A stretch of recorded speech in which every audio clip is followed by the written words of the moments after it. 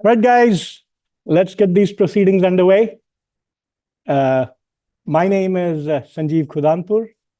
I'm a professor here in electrical engineering. I'm the director of the Center for Language and Speech Processing.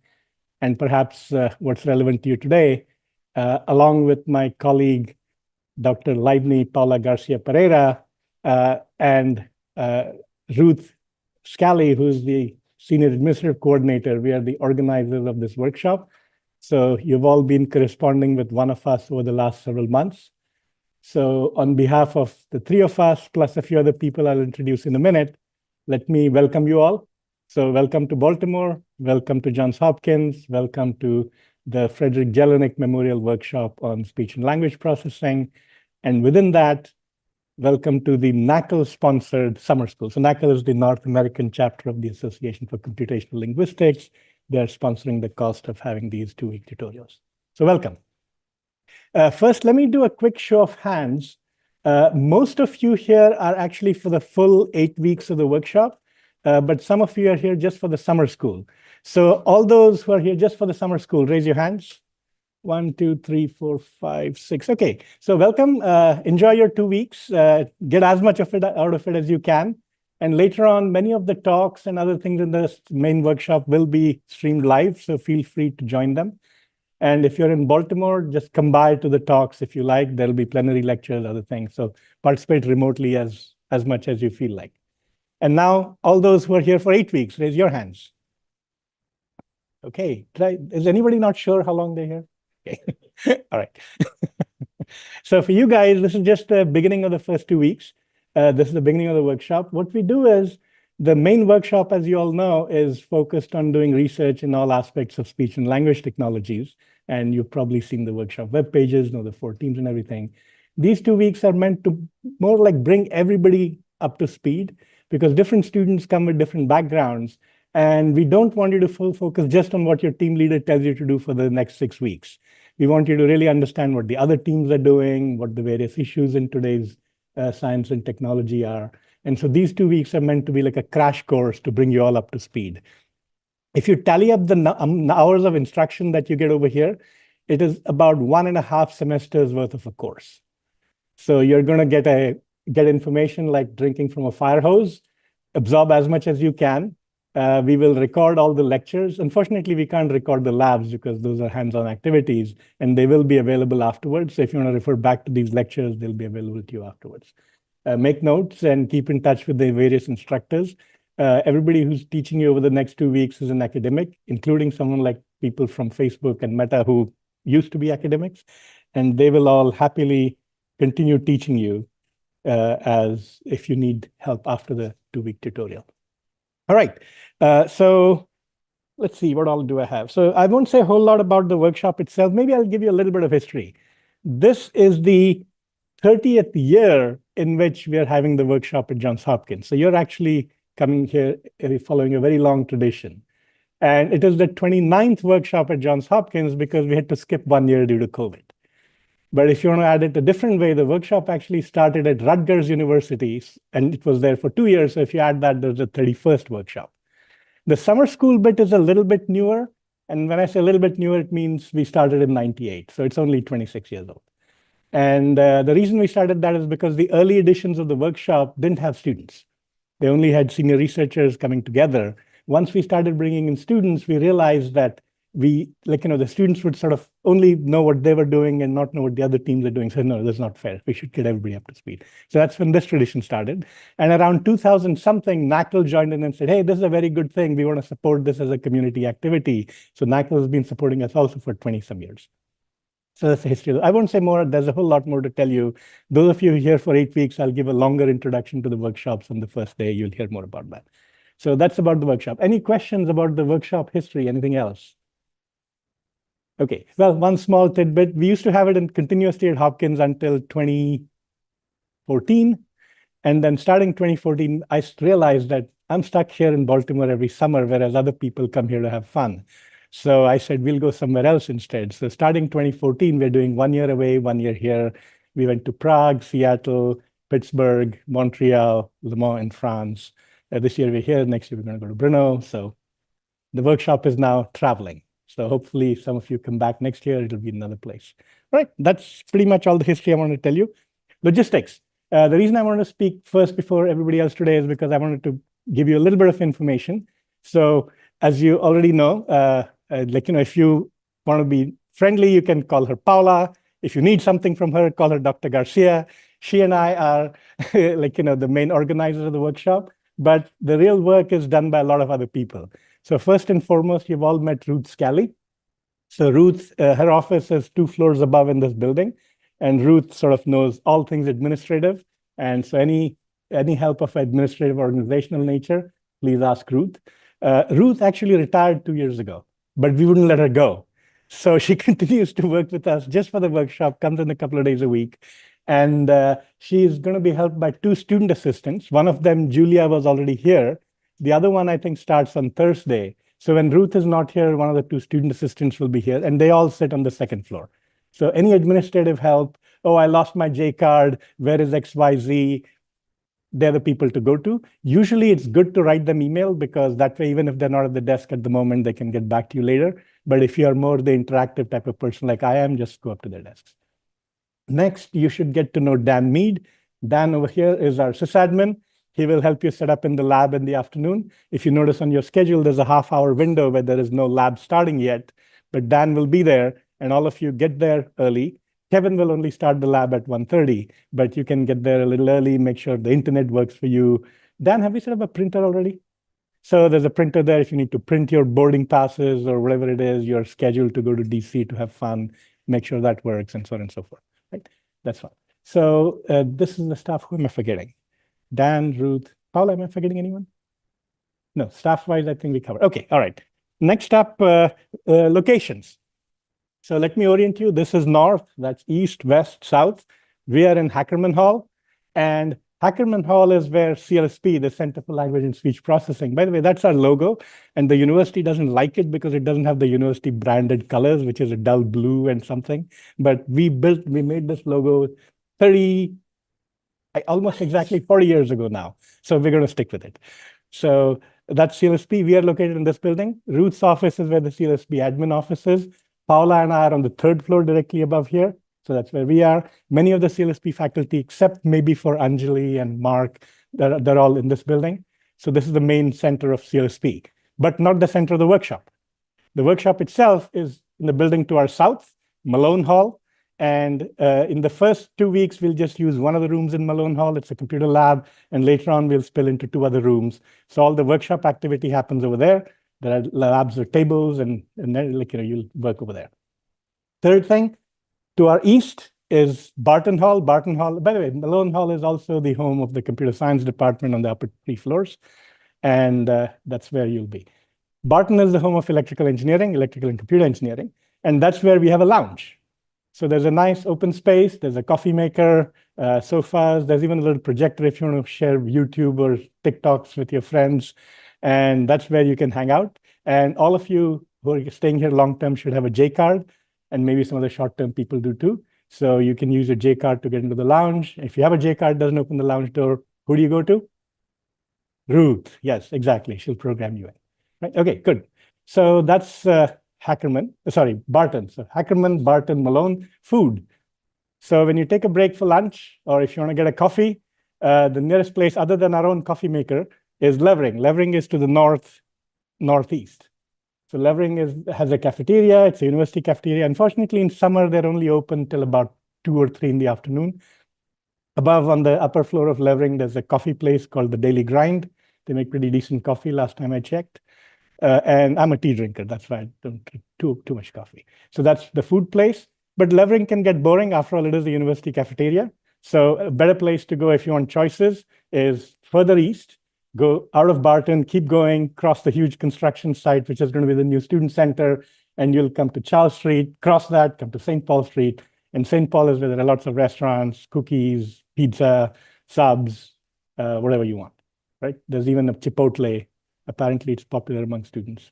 So all that is over there. And then if you're interested in something a little bit different, south of us is our house. It's about a 10-minute walk. Our house has a very nice food court, about 10, 12 different kinds of food. It is meant to be like, a slightly upscale food court. So they have really nice choices. There's a sushi place, there is an Egyptian street food place, there's bibimbap, all sorts of fun stuff. So our house, St. Paul Street, that's where you go. Our house has a bar, opens at about 10 in the morning. I know, but so you can go there and have food, right? So those are the places. There's another fun place, little known secret on campus. If you're willing to walk another 10, if you're willing to walk 10 hours northeast again, there's a building called the Mueller Building. It hosts something called the Space Telescope Science Institute, and they have a very nice cafeteria in there as well. There's one of the few little secrets of campus. People in Hopkins don't know about it, but if you've been in Hopkins long enough, you do. So those are your meal options. What else should I tell you about logistics? Meals, commute. Most of you have from out of town and we are hosting you. You're staying at Campion Tower, which is part of Loyola University. Campion Tower is almost directly due north. It's a 25-minute walk. If it took you 33 minutes this morning, you came by the long route. So we'll find you the shortest route and make sure. It's actually a very nice walk because the first half of it is along a stream, it's wooded, and the second half of it is in campus. So it's a nice walk. However, for the first 2 weeks, we're going to organize a shuttle. You'll get a chance to get picked up at, I think, 8 and 8:30. And then the shuttle will bring you here. So you can use that. Later on in the summer, you're on your own. In the evenings, Hopkins does run a courtesy van, a shuttle. There are about 2 or 3 routes with colors, red, blue, green.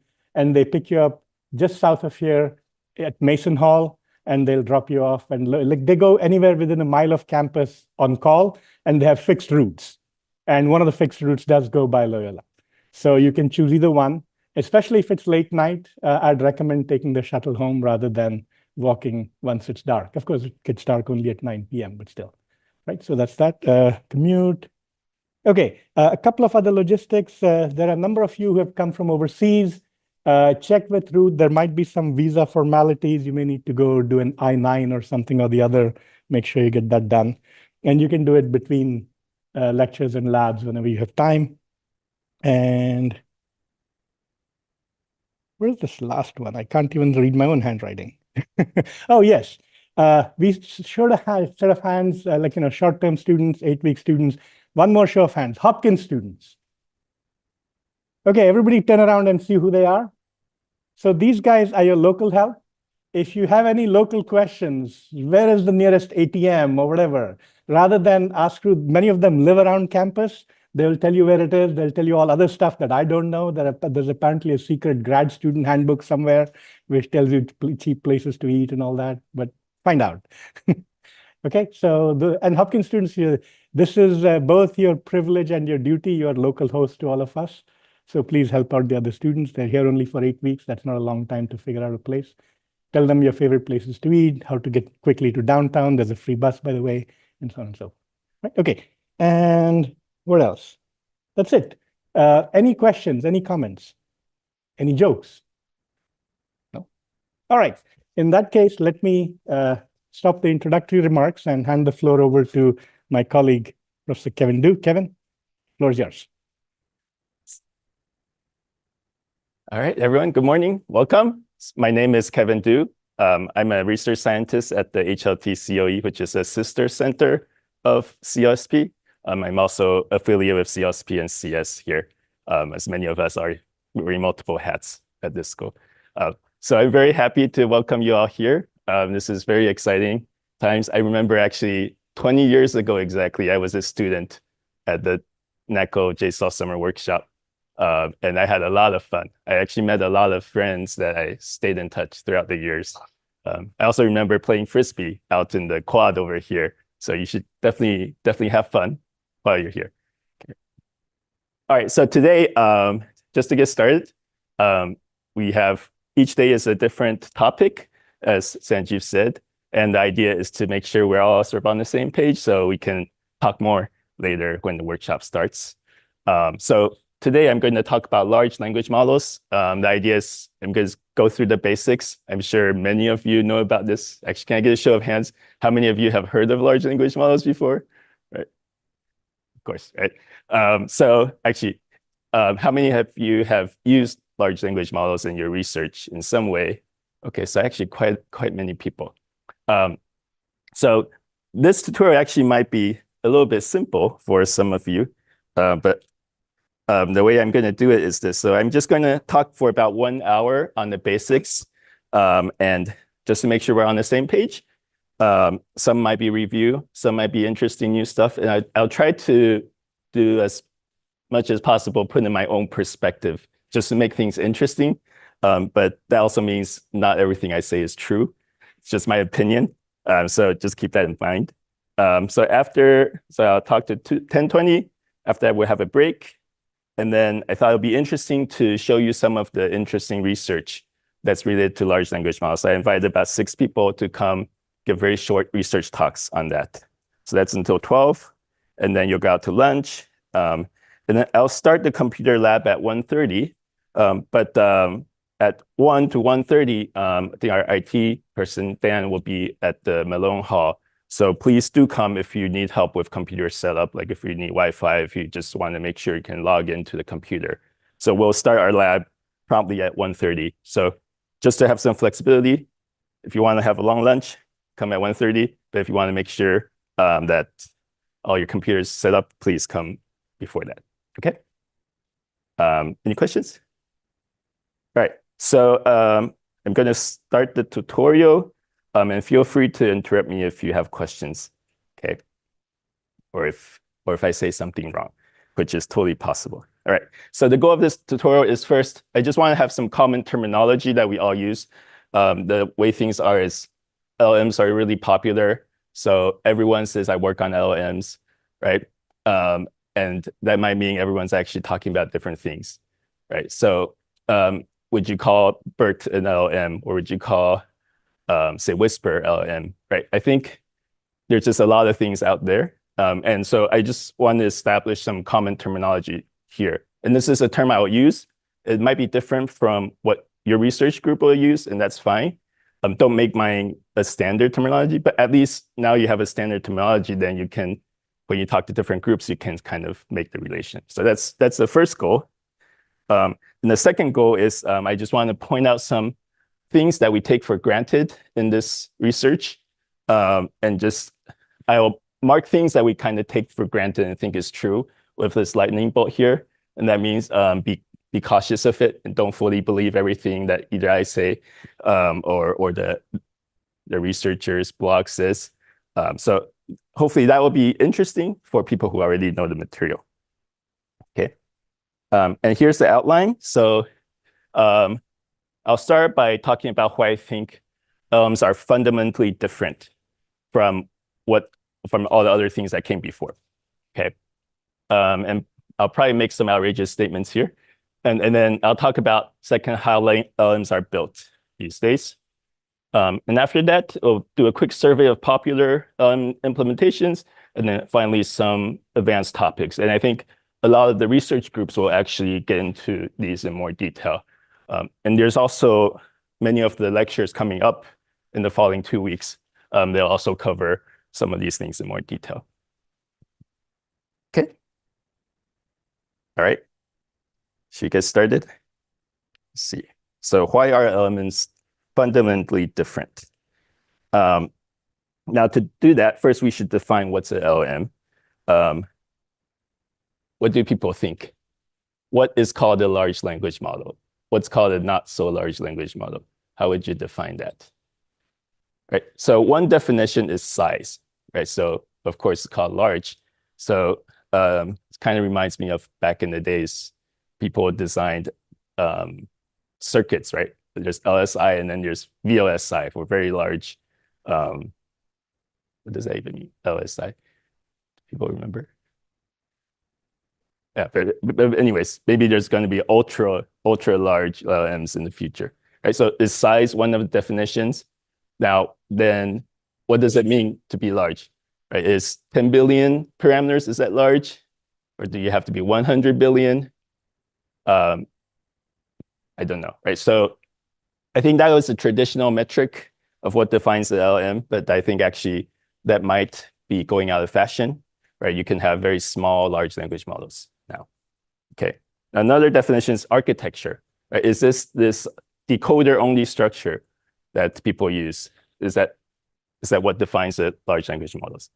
Indeed, that is what defines a language model, but I I don't know. There's also training objectives. So we'll talk about this more later, but we can train to predict the next word, or you can also mask out words in a sentence, train to predict those.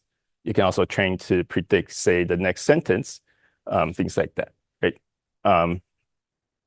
I think the truth is these days, anything can be called an LM if it's good for a press release, right? So that seems to be the way things are going now. But here's the definition that I prefer, and I'm going to kind of focus on this in this talk. So I think what defines LM is the intended use. And the intended use is that these are models that are intended to be used for their emergent abilities and also have multiple purpose. So I'll talk about this in more detail later, but that's sort of my definition of what's an LM, okay? Now, this could be different from other people, so just take note of that. Okay, so now I'll go through a few things to try to make this definition clear. So there's a language model, a pre-trained language model, and a large language model. So I'm going to make a distinction between them, okay? So I would say a language model is something where the intended use is just to predict the probability of the next word, okay? So that is a language model. A pre-trained language model, something like BERT, I would call a pre-trained language model. The intended use case is a single task after fine-tuning, right? So the idea is you train this model.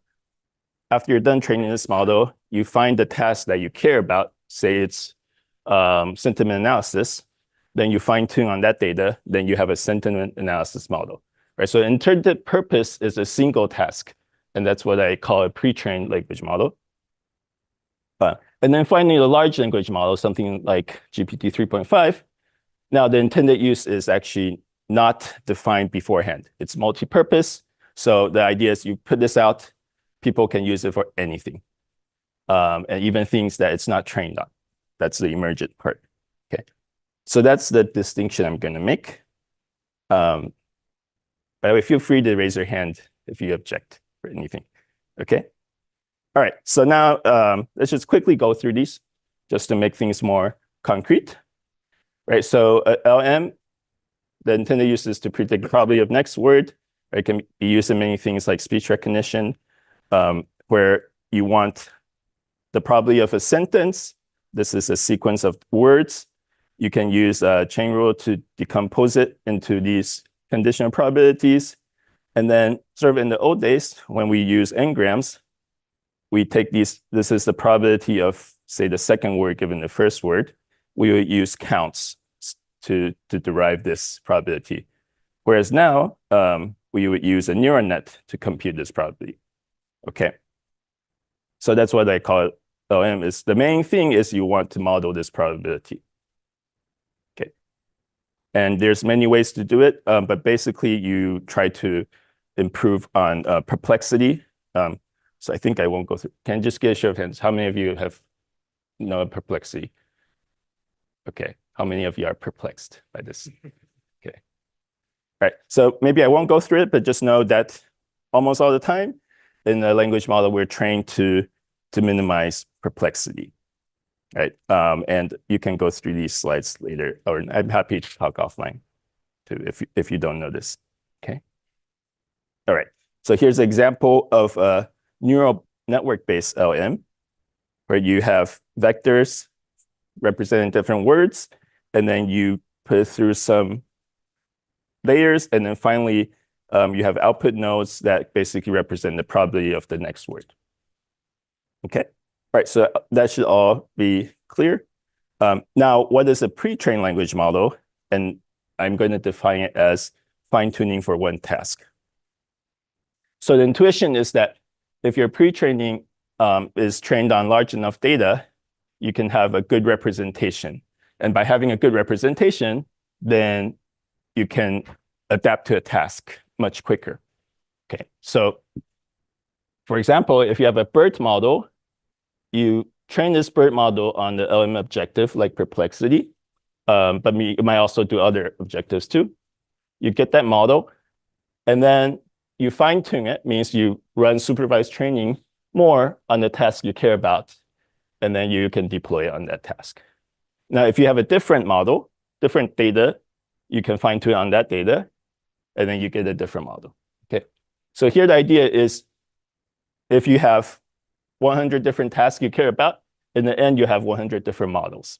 Okay. So that's my definition of a pre-trained language model is this model here that allows itself to be fine-tuned for different tasks. But once it's fine-tuned, it's really for that task. Okay. So now let's move to then what do I call large language models?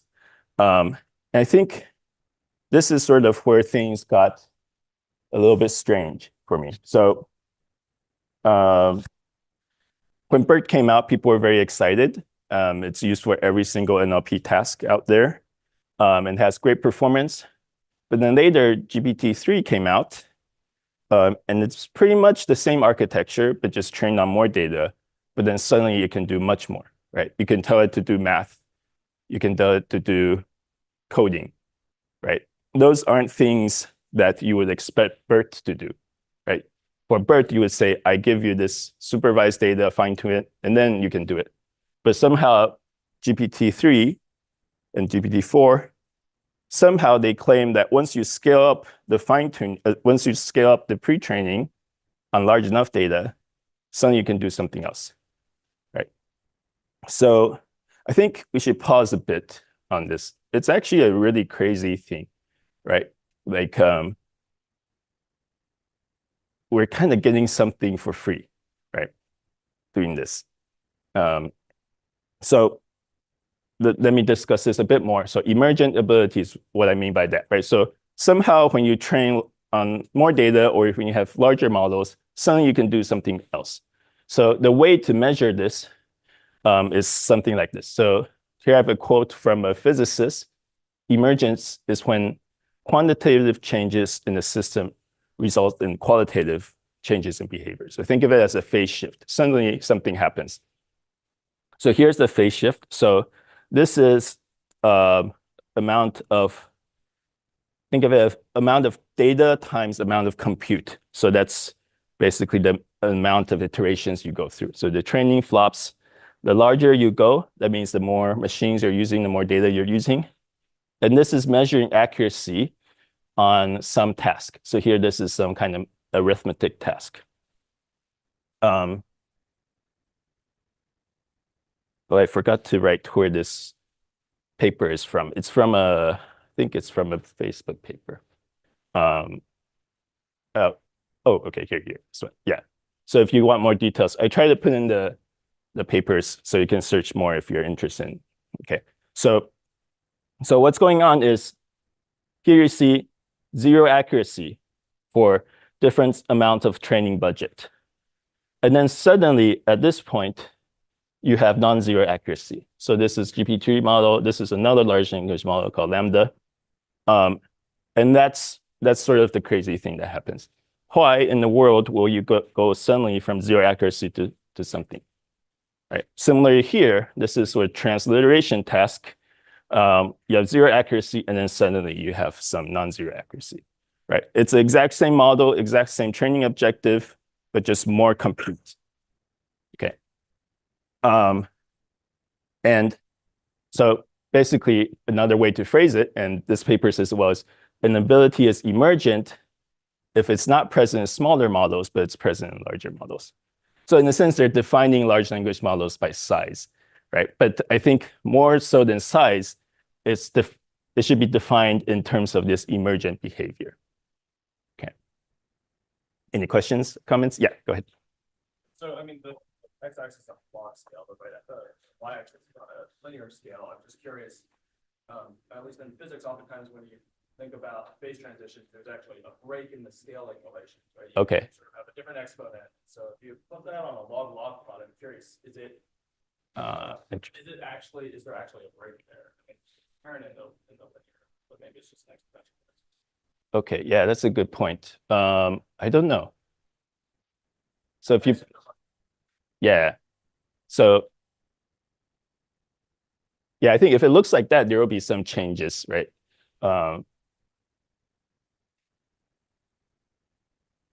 maybe we should look at that in more detail, right? Like these are not physicists doing the research, but maybe we can get more ideas from physicists.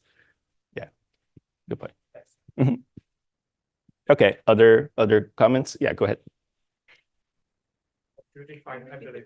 Okay, I see. Oh, actually, I'm told to repeat the question. So the question previously saying that physicists they look at this is a log scale and this is not a log scale. Usually they look at log plots, right? And then emergent behavior is when there's a sort of a change in the exponent. So the question was, is there such a thing there? And I didn't know. Okay, all right, go ahead. You define ability or how do we alter that? Okay, how do I? Because maybe for some 30% address. Yeah, that's a good point. So how do I define ability, right? So here we're just saying ability is something that goes from 0 accuracy to non-zero accuracy. Although you can imagine this is actually not that high, right? Yeah, maybe I need to define a threshold. You're right. Yeah. I mean, it's a bit hand wavy, right? So maybe this is actually not 0, but 0.1, right? So do I say there's a phase shift or not? You're right. There is a threshold that we need to define.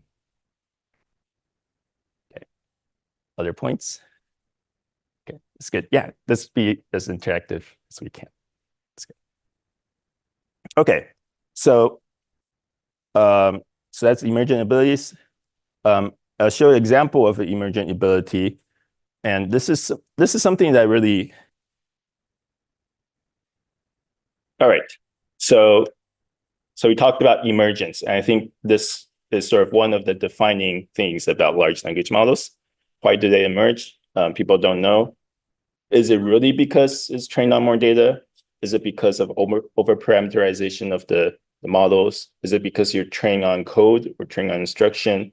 Is it because of this reinforcement learning thing? Or is it because some magic? I don't know. So this is an interesting blog post that tries to decompose different possibilities, but I think people still don't know why these things emerge. Okay. So just to kind of push this point even further, I think. Okay. Yeah, can you say a bit more about what people are thinking? So for example, why does chain of thought prompting work? So for a while, people floated the hypothesis is because GPT 3.5 has some code in their training data and ideas that you become more logical once you train on code. But I think it's actually it's a jump, right? You kind of, people believed it for a bit, but I think it really is not. If you think closely, just training on code as raw text doesn't mean necessarily that you become more logical, right? So that's one thing. For RLHF, so I think OpenAI stressed the importance of RLHF in their first announcement of ChatGPT, right? So they have humans rating things, and they say that was important. But then later, it seemed other people were saying maybe it's not that important, and then people have done reinforcement learning without really using that many people to do the feedback.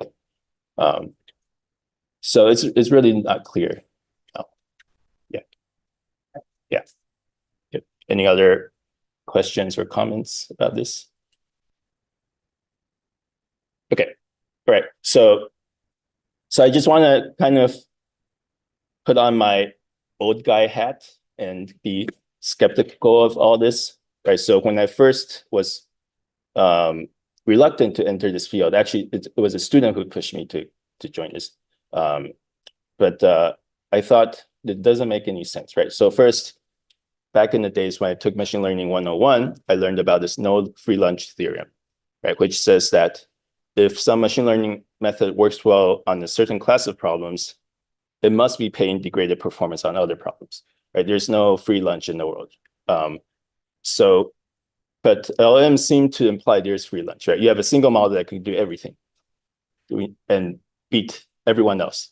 right? So that seems to go against this free lunch theorem idea. Although actually, to be honest though, there's no free lunch theorem has actually very specific assumptions which actually don't apply in practice. But still, I think intuitively, it makes sense that there should be no method that's good at everything. And the other is more from a math or optimization perspective. If you think of when you do machine learning, you have an objective function, and then you minimize that objective function. So in our case, it's perplexity.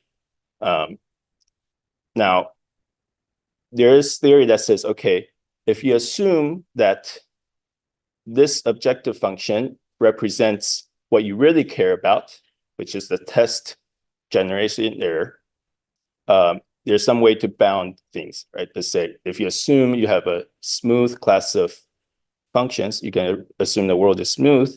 If you minimize on the training set, then you can also have some guaranteed generalization on the test set, right? But this is all based on you optimize this objective function, right? But in this large language models, the objective function we're optimizing has nothing to do with the objective function that we're using it for, right? So this also doesn't apply, right? So I think these are two things from machine learning 101 that sort of says, hey, why would large language models ever work? Okay. All right.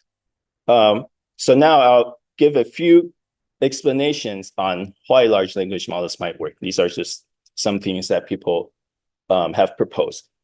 Now, to do that, first I should introduce scaling laws. So this is from Jared Kaplan, who's actually a professor here, but he worked at OpenAI and now he's at Anthropic. So he and a couple of the whole team, they proposed this thing called the scaling laws. And this idea that language model performance improves smoothly as we increase the amount of model, data, and compute. And those are sort of the three things that matter: compute, model, data, and compute, right? So you see plots like this. As you increase the amount of compute, your perplexity goes down. And all these lines are different models that have been trained, okay? So different models, think of it as their learning curves. And this is plotting out sort of just a continuous decrease in this test loss. Similarly, if you have more data, you have this behavior, and then more model size, larger number of parameters also have this behavior. Okay.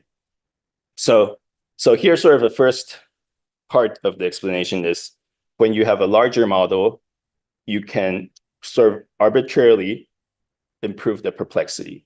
And now the second question becomes, okay, if you arbitrarily improve the perplexity, why does it have emergent ability?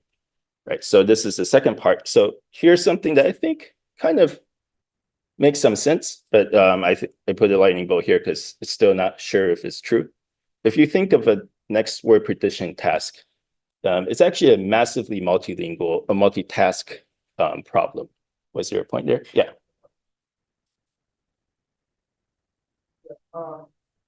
Models, like, what do you mean compute? Like batch size? Compute? What I mean by compute? Yeah. Okay. So batch size. Okay. So I mean, okay, maybe I'm going through this a bit fast. So by compute, they define compute as basically flops that you use on the GPU when you're training, right? So, and these are related, right? Think of it,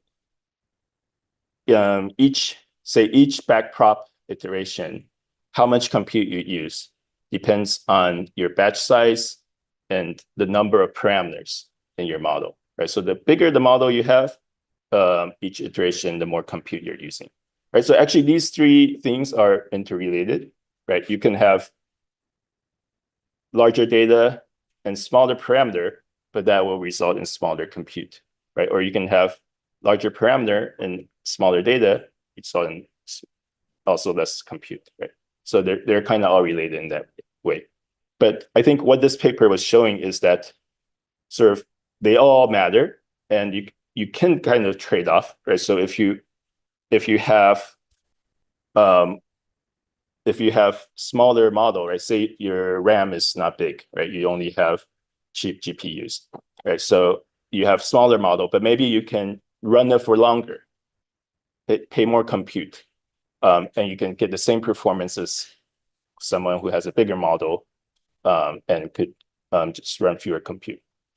So hopefully that answers your question. Okay.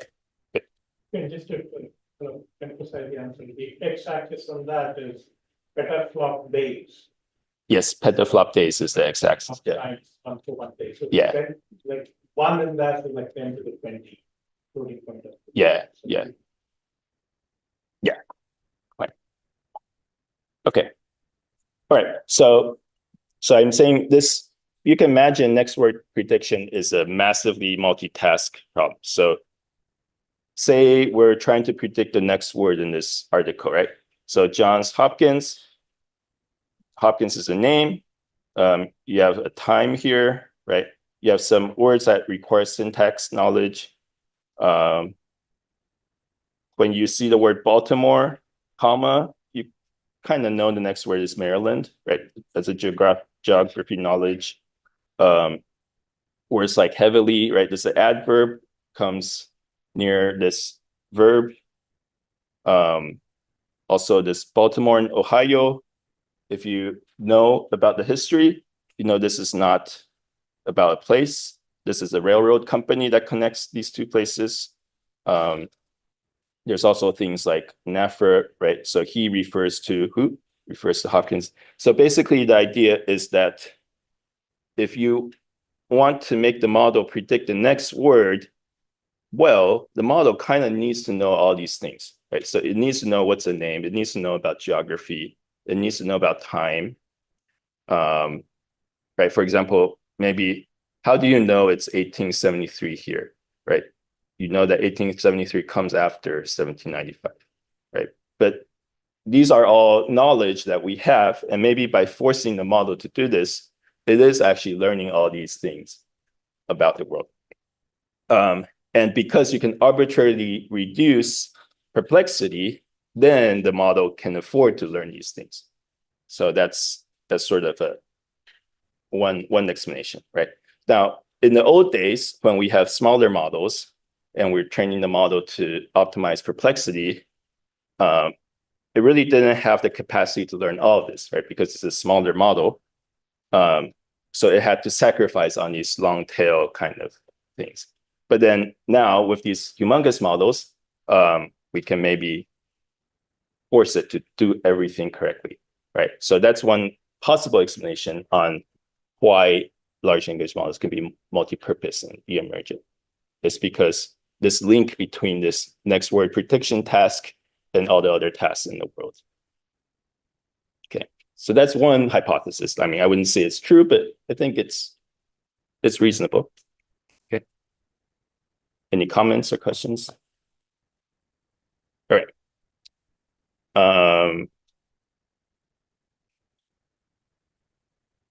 Now, so that's about just general, how does the large language model know so much?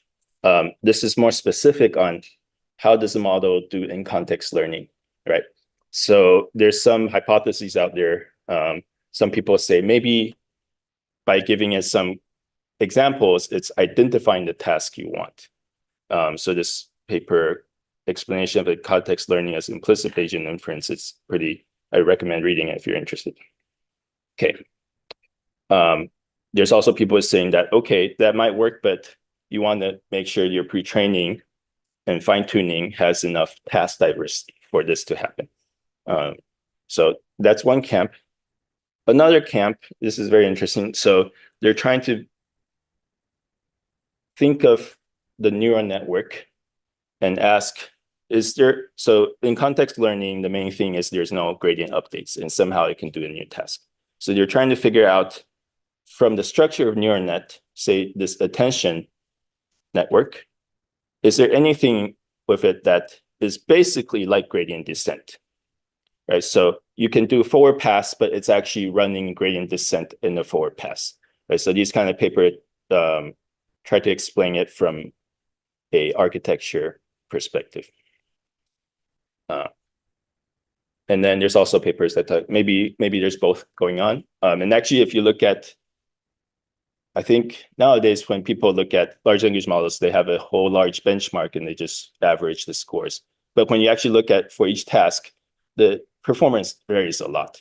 So this paper is trying to say maybe both things are at work, depending on the task. Okay.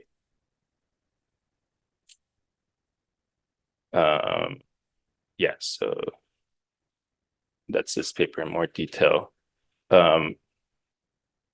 I think I'll just mention this because I think this is an interesting experiment, and it kind of points at some things that academics can do that still has an impact in this age of large language models. So they're trying to figure out, okay, why do the in-context examples work? And the way they did it is they gave us some in-context examples, and then they tried to swap things. So say you give it this sentence, and then this is a label, it should be positive, this is sentiment. And then you can kind of corrupt the labels, right? You can scramble them. So basically they did different kinds of corruption and see if in-context learning still works. And they have some interesting results kind of pointing that it seemed like actually having the labels didn't matter. They could give it random labels and still somehow it did something. Okay. All right. Now, I think that's the end of this part. So I just want to end by this sort of personal perspective. So I think the way we do research has changed a bit since large language models came out. In the past, what we would do is we would have some idea, and then we think carefully about, does this idea match our intuition? Say, I want to put syntax into machine translation. Say I want to put a certain type of syntax, like I think morphology matters for translation, right? Then I think, okay, does it really matter, right? What's the linguistics behind it, or what's the machine learning behind it? And if it makes sense, then I will go ahead and implement it. If not, then I'll generate a different idea, right? But now I think because large language models can do so much, and people kind of believe that they are emergent, they can do multiple things. What people do now a lot is you have some idea and you just assume the language model component can handle it. And then you just do it, right? So you kind of run this loop. You don't have this sanity check phase before implementing something because you assume that large language models can do everything. So that's sort of, I feel like sometimes we are in this approach. I'm not saying it's good or bad, but just want to point it out, right? Maybe you do things faster here, you're more courageous, right? Whereas in the past, if you have an idea that doesn't make sense, the advisor will say that doesn't make sense, don't try it. But now you just try it anyways, right? But it could also mean that you're kind of doing things that aren't really working, and it's because it's assumption that large language models can do it that might be false. Okay, just something to keep in mind. All right. All right, so that's the end of this first part. Are there any questions or comments? Do people need a break? All right, who needs a break? All right. How about just take a 2-minute break? You said 5 minutes? Yeah. 5 minutes? You want 5 minutes? Yeah. Okay, 5 minutes. So let's come back at 10 o'clock. Yeah. All right, it's 4 minutes. All right, let's get started again. All right, so how are models built? These are the basic steps involved in building a large language model. So first you have data preparation. And this is where you collect all the raw text you want to train the data on. And this is actually a very important but much underappreciated task. I think people like the fancy machine learning stuff, but actually this is really important. And if you go through a lot of the papers that these big companies have and look at the authors, sometimes they divide by the teams, and you can see this team is actually humongous, right, in order to do the data. Now, once you have the data, you have the pre-training team. And so they focus on picking the architecture. Sometimes they will try things on the smaller architecture to see how things go. People often use the scaling law to predict what should be the real size I want to try. There's also a lot of grid infrastructure stuff that's important when you're doing the pre-training. So often people train on massive scale, which means not a single GPU can fit the model. So you have to do model sharding as well as data sharding. So that's the pre-training step. After you have that, optionally, you might want to fine tune. People call it alignment sometimes. But basically, you have some supervised data in some form, and you improve the parameters a bit more. And usually that's the end of the large language model. So you release it here. And then if you have other users, they might additionally fine tune on the language model that you release. Right. So this is how I divide up the main stages, 4 stages, basically: data, pre-training, fine-tuning, alignment. So I'm kind of putting, some people put the RLHF as a separate thing. I'm just putting it together with this fine-tuning step. And then finally, this downstream fine-tuning step, which is done by different people. Okay. So now I'll go through each of these in slightly more detail. So data preparation, this is very important. Andrew Ng had this quote. He said, perhaps it's time to hold the code fix and invite researchers to improve the data. He said this 3 years ago. I don't know if it's happened much yet. There are papers out there now that are trying to do this. But I think in general, it is hard. We kind of need a change of our sort of perception of what's hot in research. Okay, now what are the questions that are important here? So these are kind of things that are important. So what's the optimal mix of data sources? You want some code, you want some different languages. Actually, the mix is very important. And it's actually not clear how to find the optimal mix. What kind of data cleaning? This is very important, especially if you care about toxic content or content that shouldn't be out there. Cleaning is very important. And then tokenization also is something that people don't think much about.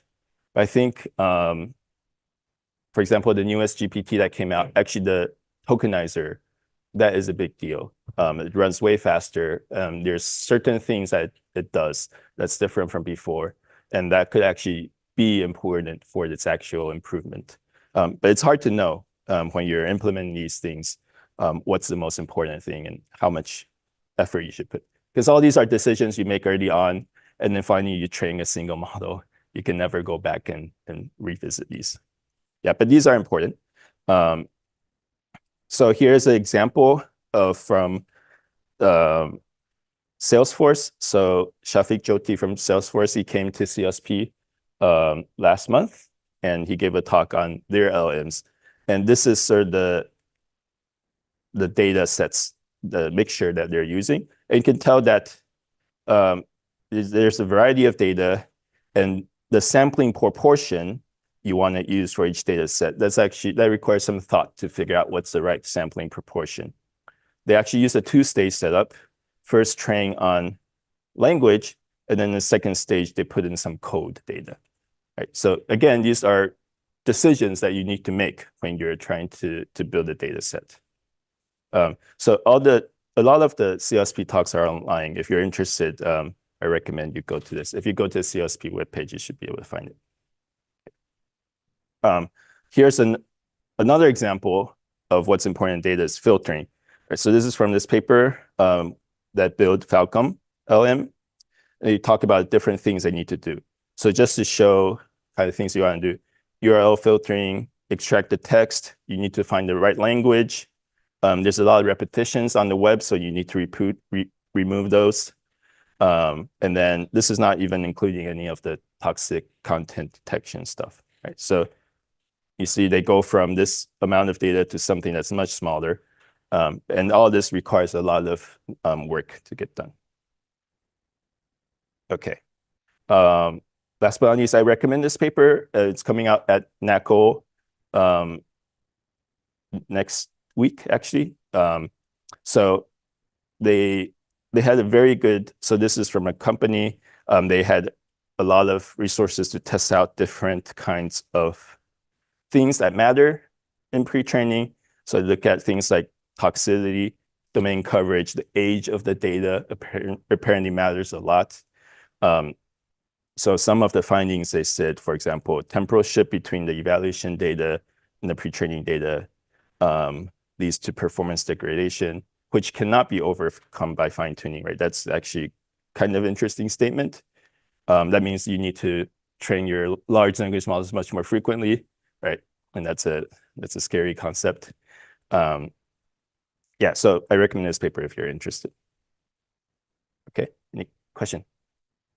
First been trying to like filter out text created by other large language models when Very good point. Yeah.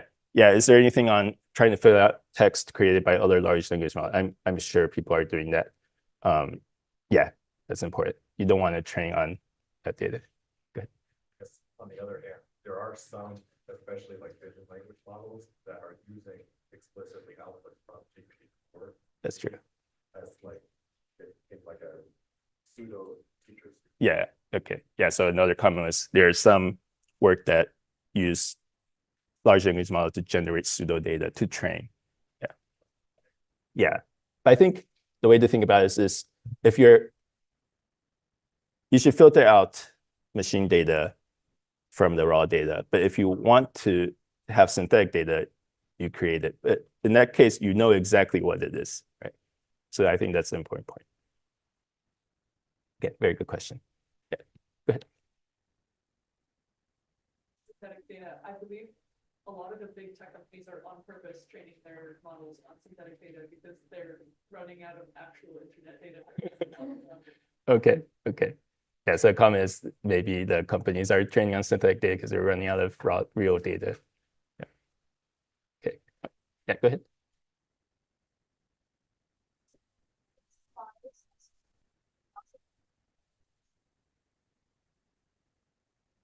Okay, is bias considered part of toxic content? I think, I don't know. I think it is, but I feel like we don't have a standard terminology for that.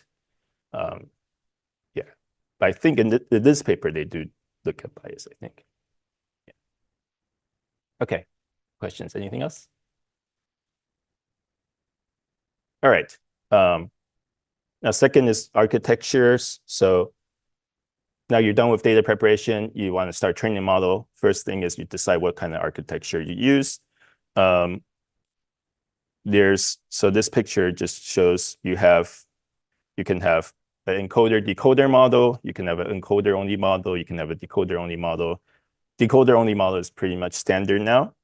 And also people are going for larger context windows as the input. There's also some new innovations. So besides transformers, mixture of experts seems to be catching on a little bit. There's something called state space models that people are talking about too. Okay. All right. So I won't go through details here. Now, in terms of models, I think the number of parameters does matter a lot. So you have to think about how this matters for training as well as inference, right? So I think I roughly divide these models out there in 4 categories. This is just from my academic perspective. So you have models less than 1 billion parameters. That's something that's easily done and might not have these emergent abilities. And then you have these 1 to 10 billion models, billion parameter models. Academics can use this in their usual GPU setups well. And then things get larger, 10 to 100 billion, and then also the greater than 100 billion models. So now how does the model size impact, how does the number of parameters impact model size and inference? You can roughly think of it as, right, you have a single parameter, usually 4 bytes to store that number, right? So if you have 3 billion parameters, you have 12 gigabytes on disk. So that's just the file. Now in practice, people can get away with 2 bytes per parameters, right? Using floating point 16, right? So So maybe a 70 billion model is 140 gigs on disk, right? So if you think of this, 140 billion gigs on disk, we could load it into a academic system with, say, 4 GPUs, right, on a single machine. Now, impact on training, you need more when you train. So rough guide, you need sort of 6 times the number of bytes to do optimizer state gradient and temporary stuff, right? Because you need to do forward and backward, and you need to store extra stuff, right? So maybe if you have a 3 billion model, you actually need 72 gig for RAM on the GPU, right? So that's sort of that's why we can do these kind of models in our GPUs, but maybe if you want to do more than that, then you have to actually go multi-node. Okay. Yeah, I think that's all I wanted to say here.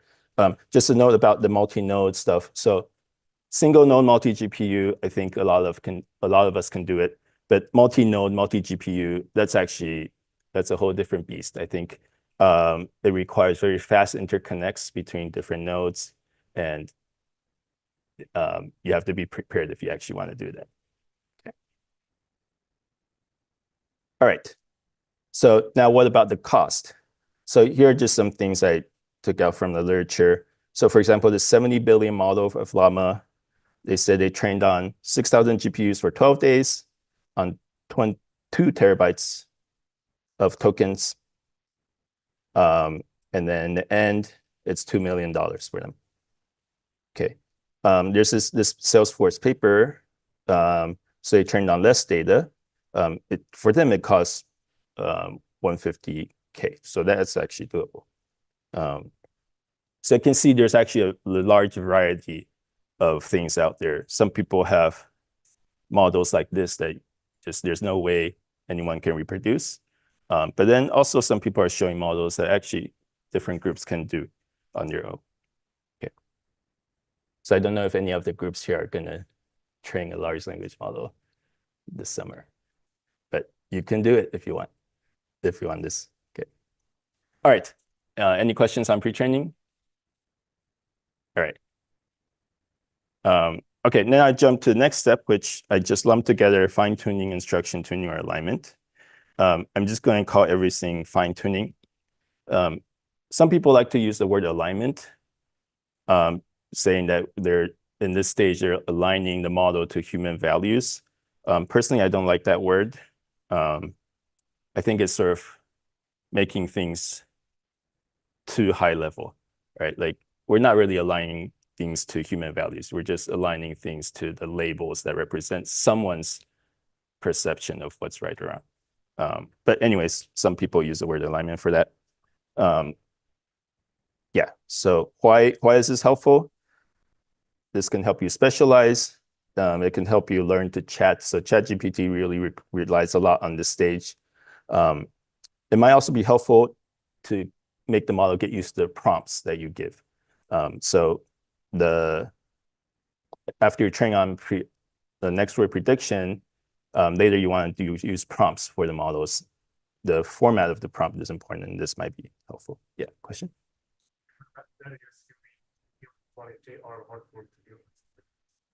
Human, by human value, do I mean human quality or what humans would produce? So I think people use it in a hand-wavy way. So it's really what humans produce. But some people say, well, and that aligns with the value of humans, right? I don't know, human quality, it depends on exactly how you're doing. So I think since I'm lumping together a lot of things in this, so some people use, say, real data from humans, right? It's like if you think reinforcement learning, you actually have a human feedback, but then some later people actually trained the feedback model from human data. So then it's actually a computer generated feedback, right? So then it gets iffy what exactly counts as human or not. Yeah. Okay, anything else? All right. So now this is an example of instruction tuning.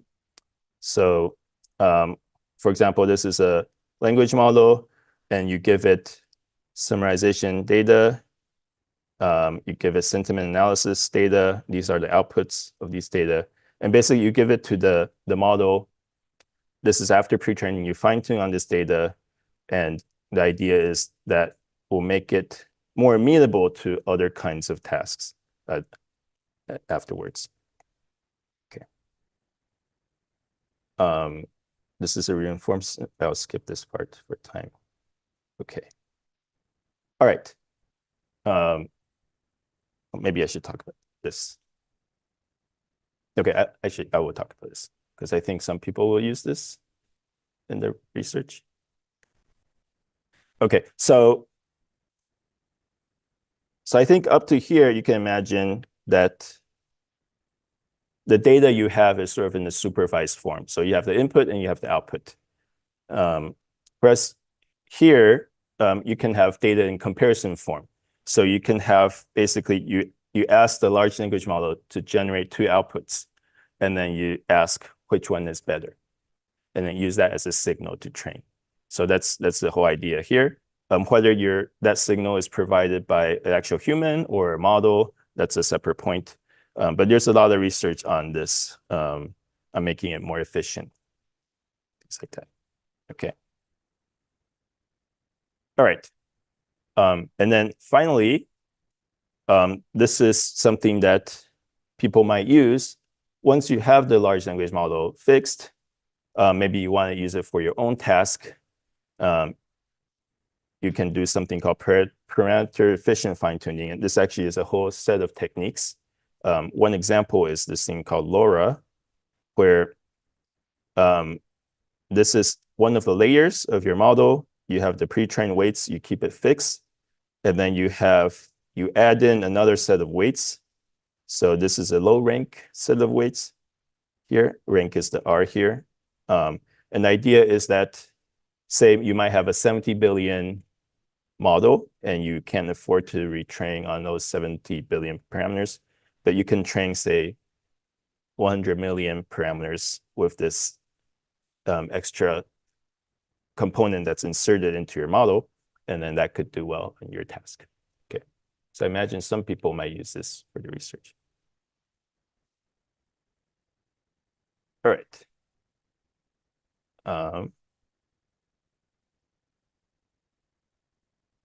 Okay, so maybe just this one slide to end this. So there's many models out there, and they're kind of all at different stages. And I just want to show this picture so people keep things clear, right? So say you have Bloomberg released this thing called the Bloomberg GPT. They want it to work for financial news. So what did they do? They start all the way from data preparation, and they did their own pre-training. So it represents a model that covers these two components. You might also have Llama that's converted into Astronoma. Maybe you'll hear about this in one of the research groups, right? So the way they did it is they train on specialized data. So basically also these two components. But you also have many things like Vicuna. They take a Llama model, and then they did fine-tuning on top of that. And that fine-tuning data was generated by ChatGPT.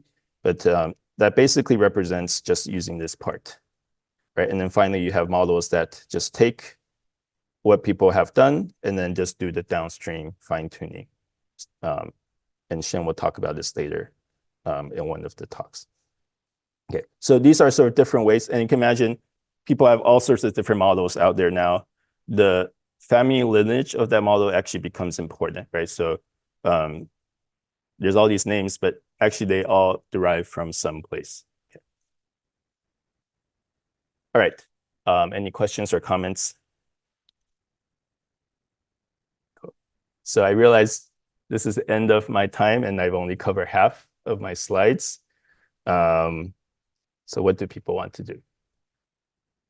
We can end here, or we can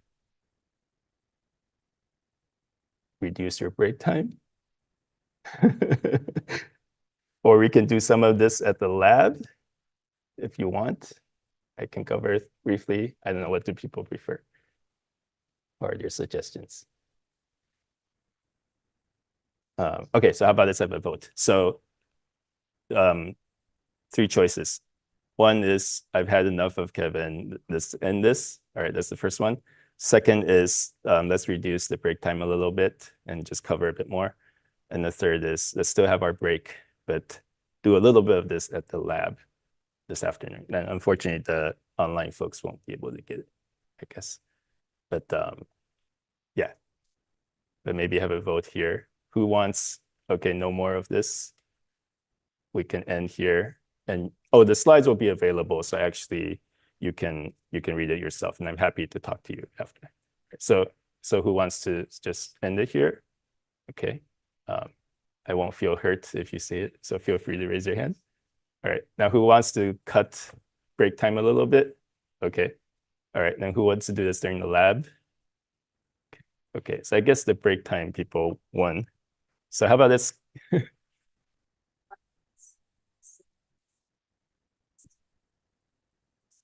Okay, yeah, that's fine. So when is break until? 10:40? Okay. All right, so I think I'll just do 10 more minutes. Yeah. All right. Okay, so I'll go through this quickly just so you have a rough idea, and then I'm happy to talk offline if you want to talk more. Okay. All right, so survey of popular LM implementations. Here's a very nice paper by sort of a multi-affiliation group. I recommend it a lot. But they have this nice picture of, okay, you look at all the different models where they're coming from, right? And I think it kind of summarizes a lot of what's going on in the field. So you have the GPT family of models, you have the Llama family of models, and then the Palm family of models. And of course, there's also a lot of other ones that don't fit into this lineage. Okay. And I think I'll skip these kind of things. So I was meaning to talk about a few different models that I think are very interesting. But I think some of the other groups will talk about this. So yeah. Okay. Maybe I'll just mention it. So Bloom is one model that I thought was very well done. This was done by sort of an open community where people got together. If you look at the paper, it's a very long author list. But it sort of opens the question of going forward, do we want open access models, or do we work on the models provided by the companies? And I think there are trade-offs, but that's something that we need to grapple with going forward. Okay. All right. So now I'll just quickly sample some topics that I think are interesting. You can think of this as sort of a research problems that someone might want to focus on. So going forward, what are some things that people are looking at? One is smaller models, right? So these models are very big to use either, and if you think about it, pre-training cost seems large, but if you really project how the future will go, a lot of people are going to start using these models, right? You have non-CS people using these models. You have banks using the model. You have sort of anyone out there using the model. I found out recently my neighbor is playing with ChatGPT, right? And he's not even in this field, right? So everyone is using these models. So inference cost is actually going to become a big factor. And you can kind of see this is playing out in the field now, right? For example, Intel is getting into the game, right? They're not doing the GPUs for training, but they're trying to focus on inference costs. So one of that is to give smaller models. You can do something called distillation, but there's also many other kinds of techniques out there. Now, the question is, say you distill a large model to a small model. It's actually not clear, does the imaginability still stay there, right? People don't know. The relay one is efficient inference and serving. So this is a interesting plot from this paper. So when you're serving a model on your GPU during inference time, about 65% of the parameters are actually the model's parameters. But another 30% is the cache that's necessary when you're doing key value computations with the attention model. So now this is something that needs to be recomputed again and again for your input, right? So this actually affects how you batch your model. And if you can have a way to make this more efficient, you can serve much faster, right? So that's one open research question is, this is really getting at the hardware details, or not necessarily hardware, but you can think of it as SysML, systems machine learning. Okay. Better prompts, this is something that is catching on. So a lot of people are trying, so prompt engineering has been popular. It's now a job title, but also there's ways to make your prompts automatically better, right? So here's an example. So say I tell the LM to say, please write code to do X, right? So, and then generate some code for me here. What I can do is I can copy and paste this code and then put in another prompt. So below is the code that does X. Please fix the bugs, right? And then it actually fixes the bugs. Maybe it fixes. So this is something called reflection. I mean, it's a fancy word, but it's saying that you can sort of call the large language model multiple times and use it to improve itself. And it kind of gets at this idea of an orchestration of large language model. And I think this will come up in some of the other research groups is assume this language model black box, but assume that you have multiple language models or multiple calls to the same language model. What can you do? Can you make things better that way? Some people like to call this system two thinking. I actually don't like this word. I think it's too human-like. But it sort of gets at this system one thinking is your sort of reflexive, whereas system two is your very introspective of where you're thinking. Okay. There's also a lot of work on using external knowledge. So for example, retrieval augmented generation or RAG, that's something that I think some of you will use here.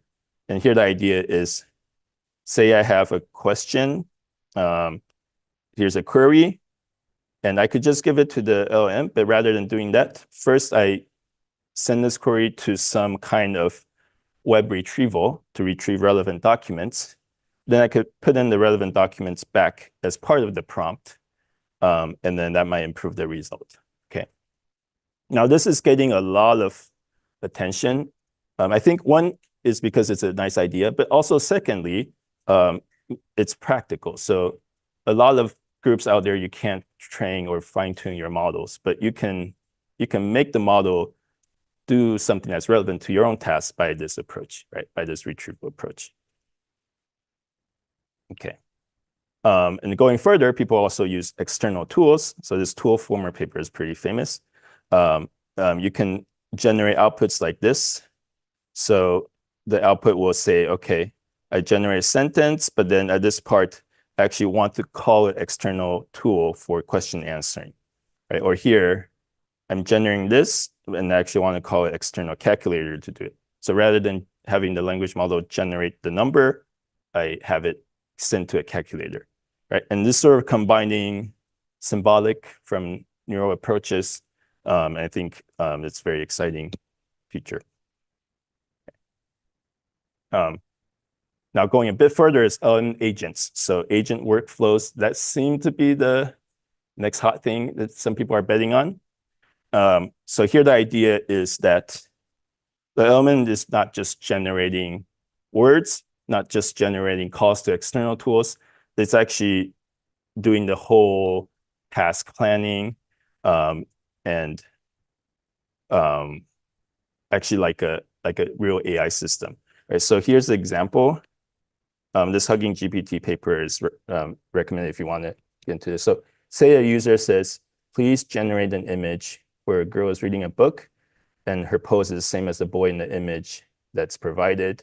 Then please describe the new image with your voice. Right? So this is the input and this is the output here. And now to go from here to here, you need to first do pose determination, right? and then you need to generate the image, and then you need to do voice synthesis, right? So all these things, the LM can try to figure out, okay, what are the different tasks? And here the interesting thing for this paper is the paper basically makes the LM look at all the different models on Hugging Face. And they are all external tools that can be used. Metadata about those models can be used to define whether to select that model for this and be executed, right? So it's kind of, the LM is doing all these. It's not just generating next word. Okay. And then finally, you can push this to multiple agents, right? So you can have multiple agents that talk to each other. They're just different LMs. So maybe in this example, you have the person asking, please plot the chart of the stock price of Meta and Tesla. So you have one LM that's focused on generating code, but then another LM that's focused on interfacing with that. So it's kind of a programming assistant, right? So maybe they're trained slightly differently, and they basically talk to each other and in the end generate something. If you haven't seen this video from GPT-4o, is kind of interesting. They have two GPTs talking to each other. One has the camera, the other doesn't, and see how things go. Okay, so that seems to be one thing that's getting popular, is sort of having LMs as agents. Okay. All right, so I think, oh, and finally, this is important that I don't have time to talk about it. So I think we kind of have a larger responsibility these days to make sure that all the models we build satisfy these criteria, and it's something that we all have to study a bit more, I think. Okay. All right, so I think that's basically all I have. I should let people take a break. Are there any quick questions before? Or comments? Okay. All right, so now let's take a break until 10:40, and at 10:40 we'll have the research talks. Okay. All right, we're about to get started. Okay, so what we're going to do now is I invited a couple people here to give sort of short. Thanks. All right, so I invited a couple people local to show their LM research. And the idea is to give you a flavor of what the sort of wonderful, diverse things you can do in this space. So first is Reno Kritz. Reno is a researcher at the HLT COE, where I'm also from. And he's actually leading a parallel workshop going on there, and he'll talk a little bit about that here. Okay, so the way it works is everyone will have 10 minutes to talk, and then about 2 minutes for question answering. So we're a little bit sort of tight on schedule, but we'll kind of see how it goes. Okay, all right, and I'll give you guys 1 minute warning before the 2 minutes up. Thanks, Kevin.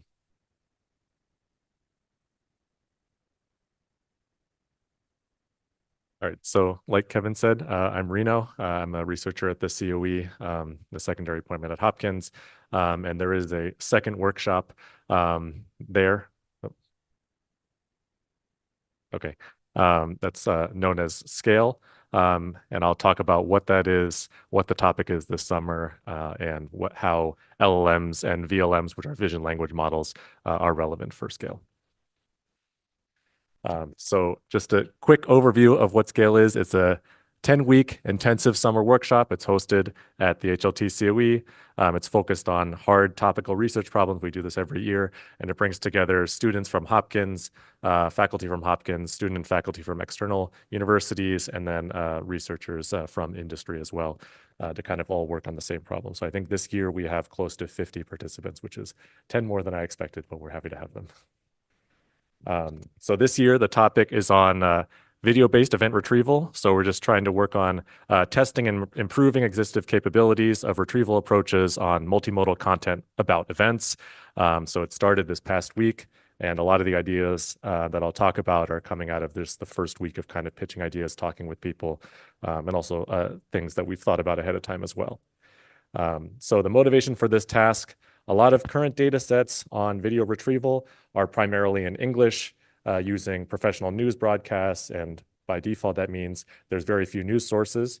But in practice, especially now, real news content is in multiple languages. It's in all different formats. It's coming from thousands of different sources, usually primary sources of people just taking videos of their with their phone and posting it to social media. So real-time news content is shaped by both these professional sources as well as unprofessional sources. So we would really like to be able to do well at retrieving both types of data.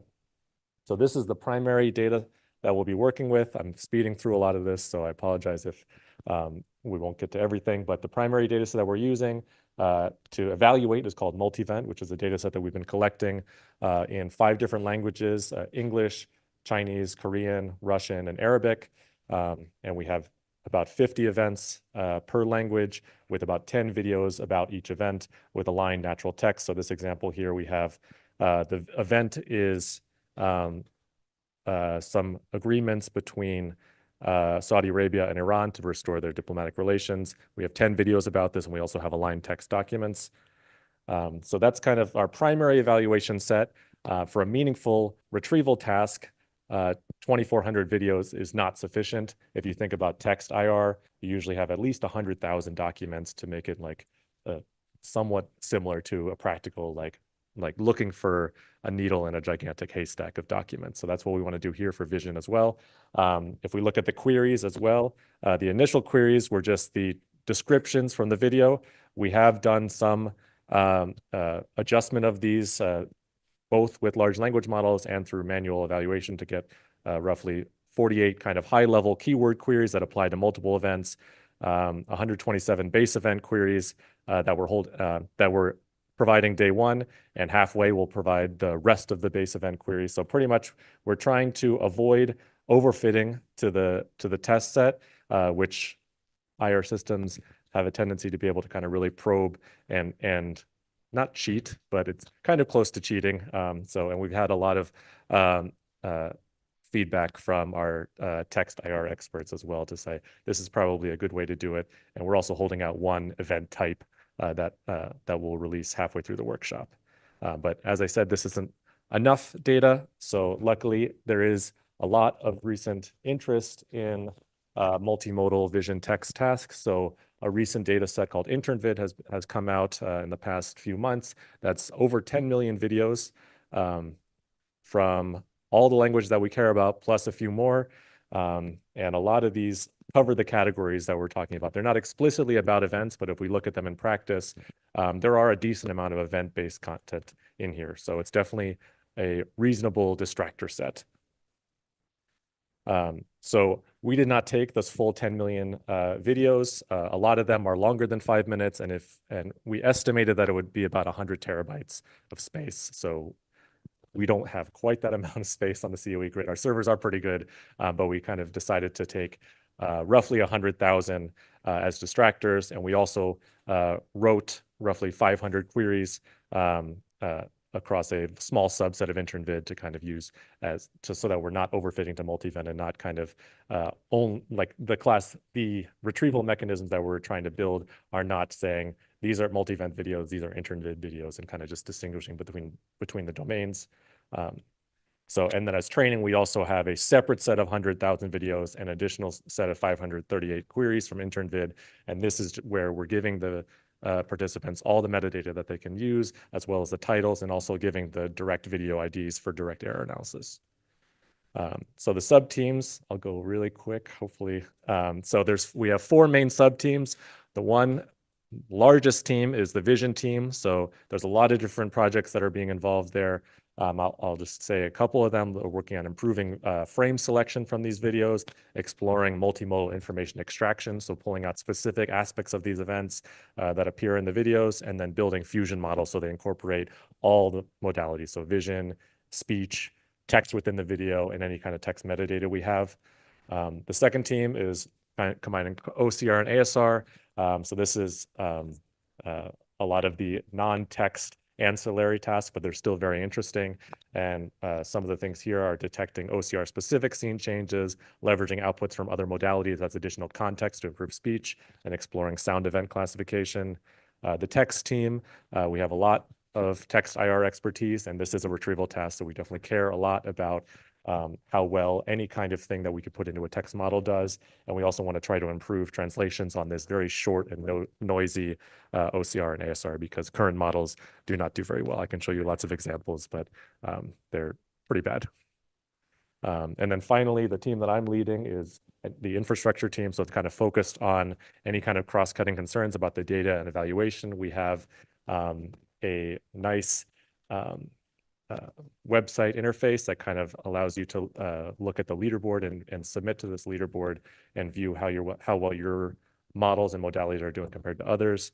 And then I'm always focused on generating more and better queries. And we also want to talk about, in this group, ways to generate synthetic relevance judgments. So that's kind of peeking a little bit at the LLMs. So Kevin already kind of talked a lot about LLMs. I just wanted to highlight a few vision language models because that's kind of the primary ones we're thinking about. We are going to look at LLMs as well for different tasks, but since this is a vision scale, we do care about this. So the primary one is GPT-4 Vision. It's trained on top of GPT-4 for next word prediction on image text data. And then there are a lot of open source alternatives that have been coming out recently. The two that I wanted to highlight, two of them have been fine-tuned on GPT-4 generated data. That's kind of what I talked about in my little comment earlier. Just as kind of a teacher-student pseudo framework. But the ones that are most interesting to me are Intern VL, because that was trained on English and Chinese, as opposed to the other ones were just trained on English, and it's trained on a lot of OCR. It actually, in their paper, they showed on many OCR tasks it outperforms GPT-4V, so that's very interesting for our OCR team, of course. And then Panda 70M is a vision captioning model, so it's trained on not GPT-4V output, but it's trained on 70 million vision caption pairs, so it should be pretty good, at least at the very specific task of vision captioning. So there's lots of possible applications for VLMs and LLMs. I'll talk about a couple here for each team, but it's really just everybody at the workshop is very interested in using these in some way. So for the vision team, as I mentioned, we can easily think about using pandas or models like Pandas 70M to convert videos to text with captioning VLMs. We could also think about summarizing directly because the captions are honestly very short. And for any kind of text model, the more text that we can get that's relevant to the videos, the better. So we can definitely do summarization as well. We also could think about finding the entities with a vision language model, combining with object detection for information extraction purposes. For OCR and ASR, 1 minute, okay, okay, I'm doing okay, I think. So for the OCR ASR team, the biggest thing that we've thought about that's kind of raising a lot of issues with downstream tasks is the order of the OCR is kind of all over the place. We have no idea what text comes before what. So a thought is, can we just ask an LLM to fix the order? And then we also want to evaluate intern VL because as we said, it's potentially very, very good at OCR.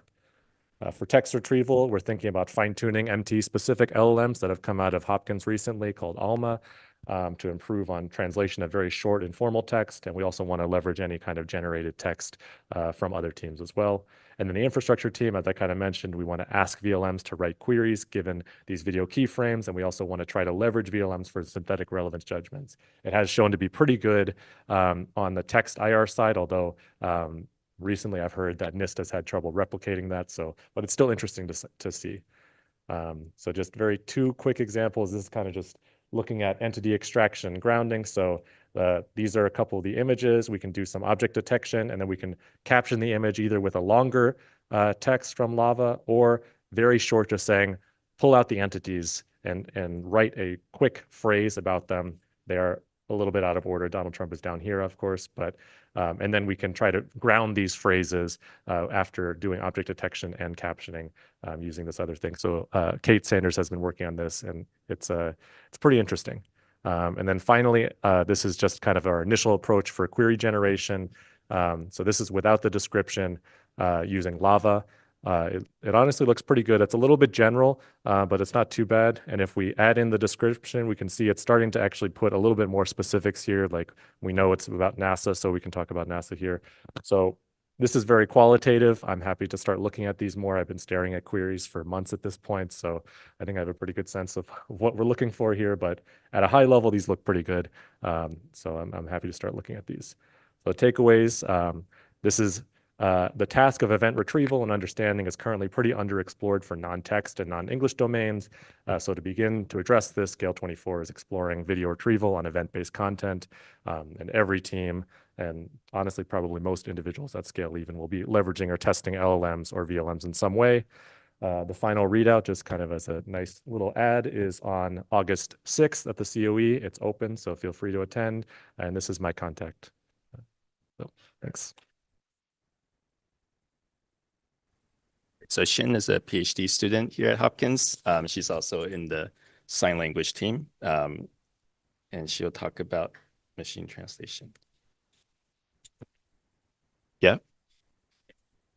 Hello, hello. Is there a difference? No difference? Hello? No.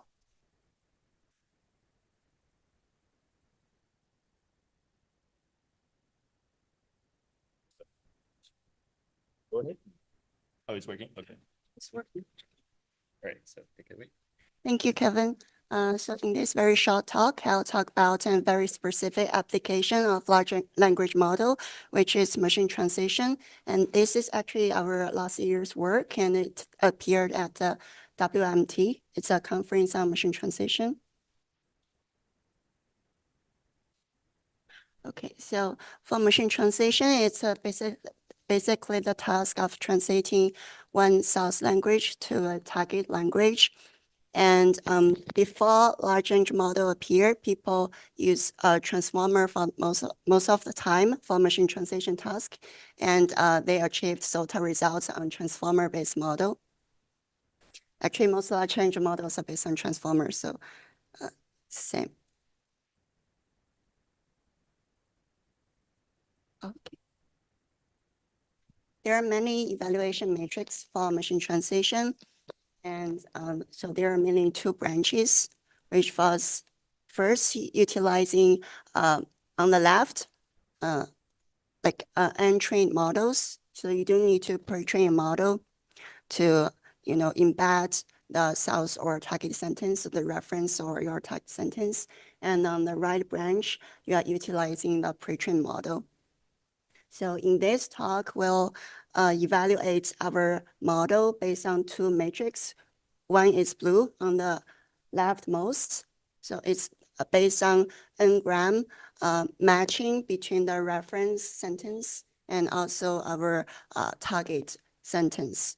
So basically, it says whether continuous, the consecutive words in your output from the machine translation system appear in your reference sentence. Okay, and a common score basically utilizing pre-trained models to get embeddings of like your three sentences. First, the source sentence and your target sentence, and also your reference sentence. And this is computed based on the similarity between those three embeddings. So basically, blue kind of takes care of the matrix of syntactic features, while comic takes care of the semantic features for the evaluation. Okay, so since LLMs appeared, they have overtaken much of NLP tasks, and for machine translation, like for last year, it's kind of under evaluated. So this table just shows GPT model stability on machine translation. And in general, there were LLMs with zero-shot learning. They lag behind MT models trained from scratch or dedicated MT models. So I don't think we have time to go through table. I'll just skip this. And also there's some work evaluating other large language models besides GPT models on few-shot learning. It is actually more promising to use few-shot learning for machine translation. And so in this talk, we'll talk about 3 approaches to adapt LLMs to MT tasks. So first is prompting or zero-shot learning. Basically, we just prompt the machine translation model. Here we use a prompt like translate French to English, and we give it French sentence and English. We expect output of the English translation. And also we experiment with few-shot learning or in context learning. Basically, we first give a few examples of translation. Here we have translate French to English and French sentence, and then the correct English translation. And then we just give another the French sentence we want it to translate, and we expect the translation. Okay, and finally, so this is missing in previous work, which is fine-tuning. Basically, the prompting or few-shot learning, they ignore the abundant data or parallel data we could utilize for machine translation, while fine-tuning utilizes those extra data. Basically, we have these pre-trained large language models, and we continue to train it a large amount of parallel data of machine translation, and then we get a fine-tuned LLM. Then we can evaluate from there. But the problem is expensive to fine-tune the entire model. That means you need to load all the model's parameters into your GPUs, and you need to update all the parameters, and LLM is pretty large. I think Kevin already mentioned this in previous lecture, so maybe we can skip this. So we're using QLoRa. I think Kevin mentioned LoRa, so basically Q is for short for quantization. So usually large language models are in 16-bit precision, and by quantization, we can quantize it to 4-bit precision. And QLoRa is a basic combination of quantization and LoRa. So this is the data sets we use for fine-tuning. We are focusing on French to English translation, and these are just a number of samples we used. Okay, so we're comparing a baseline model, which is a dedicated machine translation model. It's trained from scratch, and we are evaluating different large language models, like ranging from less than about 1.3 billion parameters to as large as, for example, Llama 2, 13 billion parameters. Okay, so we've talked about these prompts. And we also evaluated document level translation. So we have designed different prompts for document level prompts. Okay, so I think this is our main results. I think this is the most interesting part of this work. So basically, we're evaluating blue on the top and comet on the bottom. And the orange bars are the baseline model, which is the trained from scratch model. And we have blue bars for zero-shot learning on large language models and pink bars for fine-tuned models. Okay. So basically, if you just first look at the comet, the scores are actually R or above 0.7. It's a pretty high score. So that means even though you got, various blues, especially for zero-shot learning, you got pretty low blues for certain models. They all achieve pretty high comet score. That means they generate semantically coherent translations, even though they didn't do, exact word matches to the reference sentence. And then just for example, this just shows how fine-tuning can improve over the zero-shot learning. and it is quite necessary for certain large language models to achieve reasonable results on machine translation.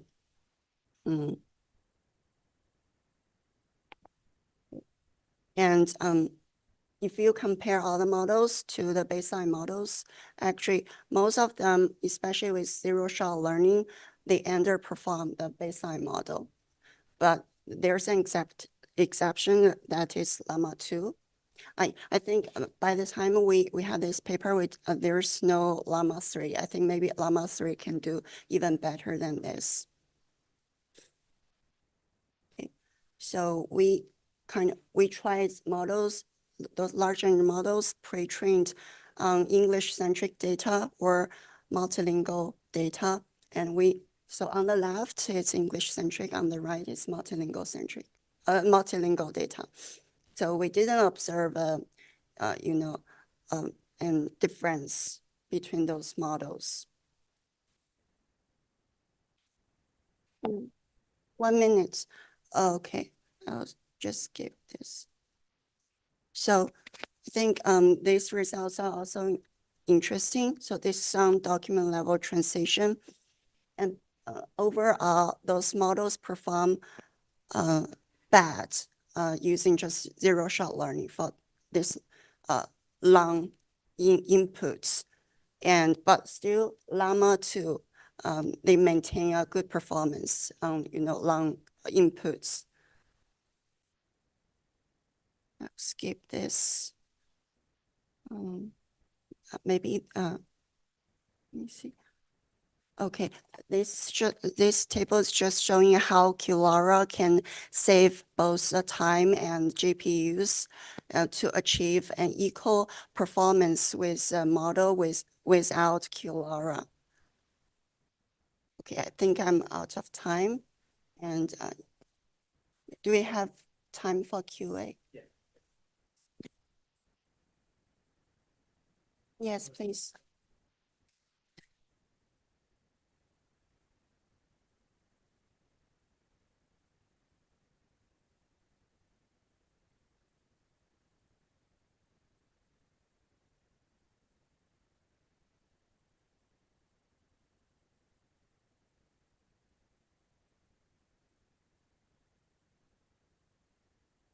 I think maybe you are mentioning like a domain adaptation, right? So you're adapting the model to the target kind of domain, and some of the patterns of the target data and also the data distribution.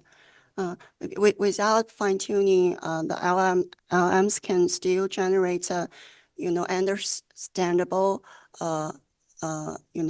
output, but it might not match the data distribution we desire for the target data set. That's why I think fine tuning improves a lot in terms of blue score, but not on common score. Next up, we have Will Fleshman. Will is a PhD student working with Ben van der Meet. That's correct, right? Yep. Okay. So he'll talk about this idea of continuous training.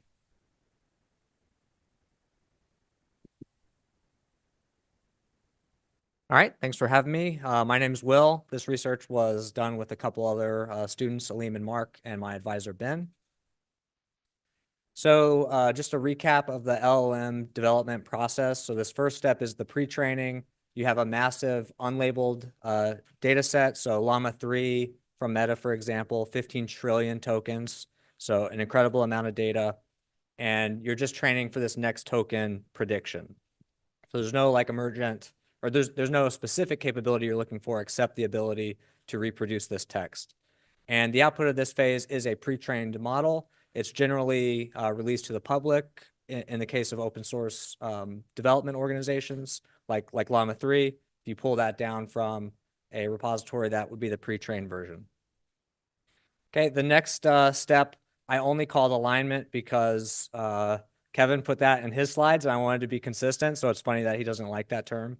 That's not normally what I would call it either, but it does make it convenient because the third step is going to be fine tuning. So having a different name is great. But in this step, that same organization usually that released the pre-trained model, they're going to continue training from that snapshot. So they start with the pre-trained weights, and then they're going to train longer, but now instead of the unlabeled data, they're using input-output pairs, maybe questions as input, and they want to do the answer as the output, or some task as the input, and then completing the task as the output, as well as RLHF that he talked about to maybe have the model trained to respond in a human preferential manner. So the output of this phase is going to be yet another model that is released. So for Llama 3, we had the pre-trained Llama 3, and then there's Llama 3-instruct. That's the output of this second step. For Llama 2 is Llama 2-chat. Okay, and then the third task is usually when people like us that don't have millions of dollars to train these things on our custom data, we instead grab those models off the shelf, and then we further fine tune them for our specific task or our specific domain. But there are some problems with deploying models using this traditional approach when it comes to actual organizations and an industry. So the first challenge is that massive unlabeled data set basically contains all of the internet. And what you might find is some copyright data or some data that you shouldn't have access to made it into that data set. So there's some lawsuits ongoing, right now. OpenAI sued by New York Times because some of their licensed content made it into the training data. So if this is you that's being sued and a judge says, hey, you have to delete the data, you have to delete any artifacts that the data was trained on, this is terrible because you're throwing away, millions of dollars of work and would just have to delete the model. So that's one challenge. Also, there's this challenge of catastrophic forgetting. So in machine learning, if you've trained a model and then you train it again on new data, it's sort of like molding Play-Doh. When you get the new training results, some of your ability to perform well on the original data is going to be lost. And the field calls this catastrophic forgetting. So we've done 2 rounds of training, so we're definitely going to be degrading some of our pre-training knowledge. And then the third is this process has no notion of access control. Most data in real organizations are segmented by business use case. There's proprietary data, non-proprietary data, doctor's notes versus the appointments that a secretary might have access to, classification levels in government, that sort of thing. So you would like the model to be able to conform to any access controls that the data you trained on it were privy to. So that's our problem statement. So we want to be able to continuously receive new data, but not forget old stuff. We want to conform to access controls, and we want to be able to efficiently remove data if asked at some point, which beyond the lawsuit case is also just a normal business case like GDPR in the EU. If a user doesn't want a tech company to have their data anymore, they have to delete everything. So this is what we came up with. So the main idea is to use those LoRa adapters that Kevin talked about. So we start with this base pre-trained model. Let's just call it Llama 3. And then all of our data that we want to fine tune with, we segment it into access control categories. So those 3 colors in this slide kind of represent 3 different categories. And then we'll just fit an adapter for each one. And again, these adapters are relatively small. In our case, it was less than 1/10 of 1% of that base model parameter count. So now that you have all of these adapters, you need to train or fit a retrieval model that's going to select which adapters are relevant to a query at inference time. So we just take a sentence BERT model off the shelf. So this is pre-trained. And all this model does is embed documents into a single vector representation such that semantically similar documents embed to similar vectors. But those are high dimensional. So then we also do linear discriminant analysis to project those high dimensional vectors to a low dimensional space so that we can fit a Gaussian mixture model on top of them. We use LDA so we can take advantage of the knowledge that we have of which adapter each document belonged to. That way, when they're projected down, you get this space that every adapter is maximally linearly separable. And then the GMM is there to give you probabilities. So at inference time, when a new query comes in, you'll see which adapters are most likely to be relevant to it. You're going to mask out any that user doesn't have access to, and then those are what are applied to the base model. And then later, if document 6 in this example has to get removed, all you have to do is retrain that single adapter, which might take an hour or two. You don't have to throw away the billions of other parameters that you have in this setup. So here's an example use case. So you have a cardiologist and a person from a finance office at a hospital. Both of them have different access control categories represented by the little colored shapes in the box.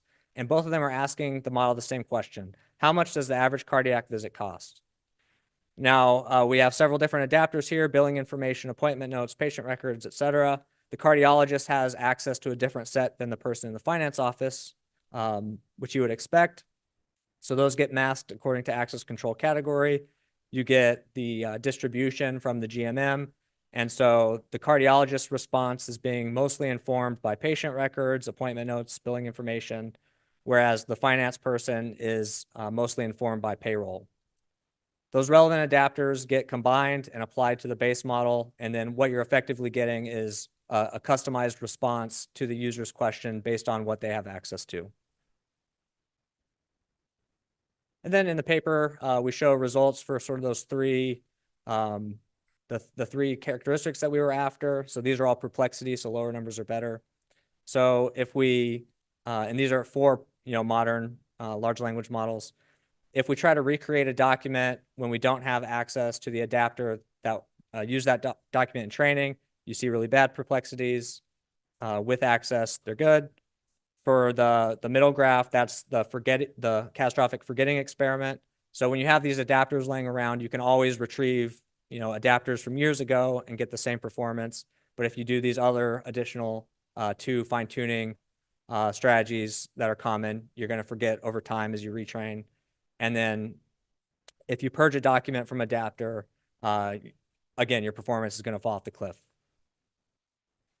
And then just a brief insight into some follow-on work that this kind of primed.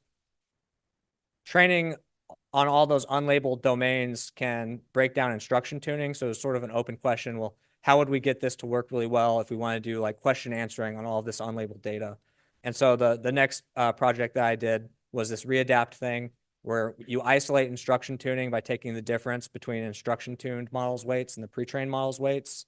So it's safe off to the side. And then you can fine tune on the pre-trained model, add all that new unlabeled knowledge, and then add in the instruction tuning after the fact. And that works really well for fine tuning with unlabeled data, but still maintaining all that other capability. So with that, I will open it up to questions.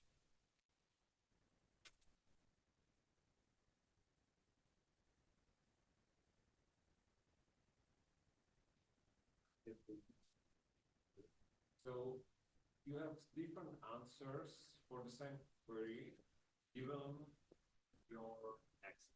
Right. For example, can you maybe explain like Yeah.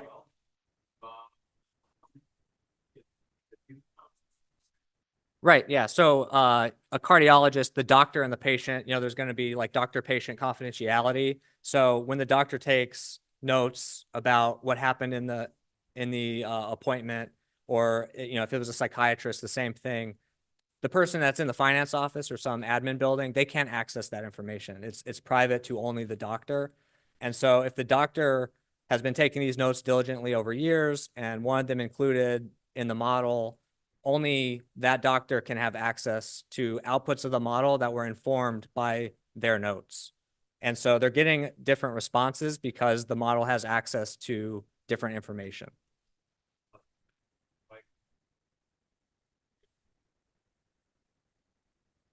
Well, I would say, like, if I would ask for a question that has one true answer, yeah, that, like, wouldn't necessarily the one answer be wrong and the other? Not necessarily. So in this example, they asked how much does a cardiac visit cost? The cardiologist, and the answer for the cardiologist is the patient pays a certain amount, but the finance office doesn't care what the patient pays. They want to know how much does it cost for the hospital And so they're getting a different answer that's correct in their context.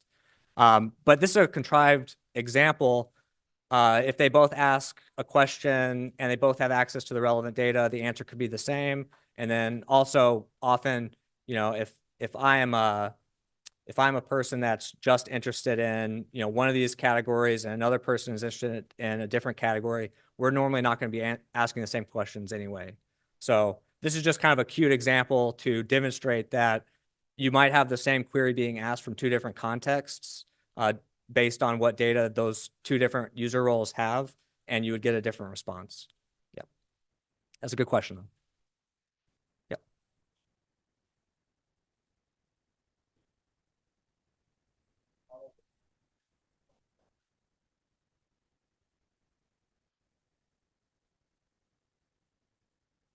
Yeah, so in the paper, we do both.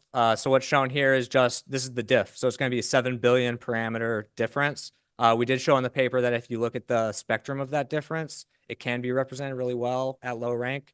And so instead of picking a specific rank, what we did is picked an explained variance ratio. So for each layer in the network, we will decompose it using SVD to a rank that captures 50% of the explained variance. And so you can reduce the number of parameters up to like 5x for Llama 3, for example, and get sometimes even improved results because you might be kind of taking away any overfitting.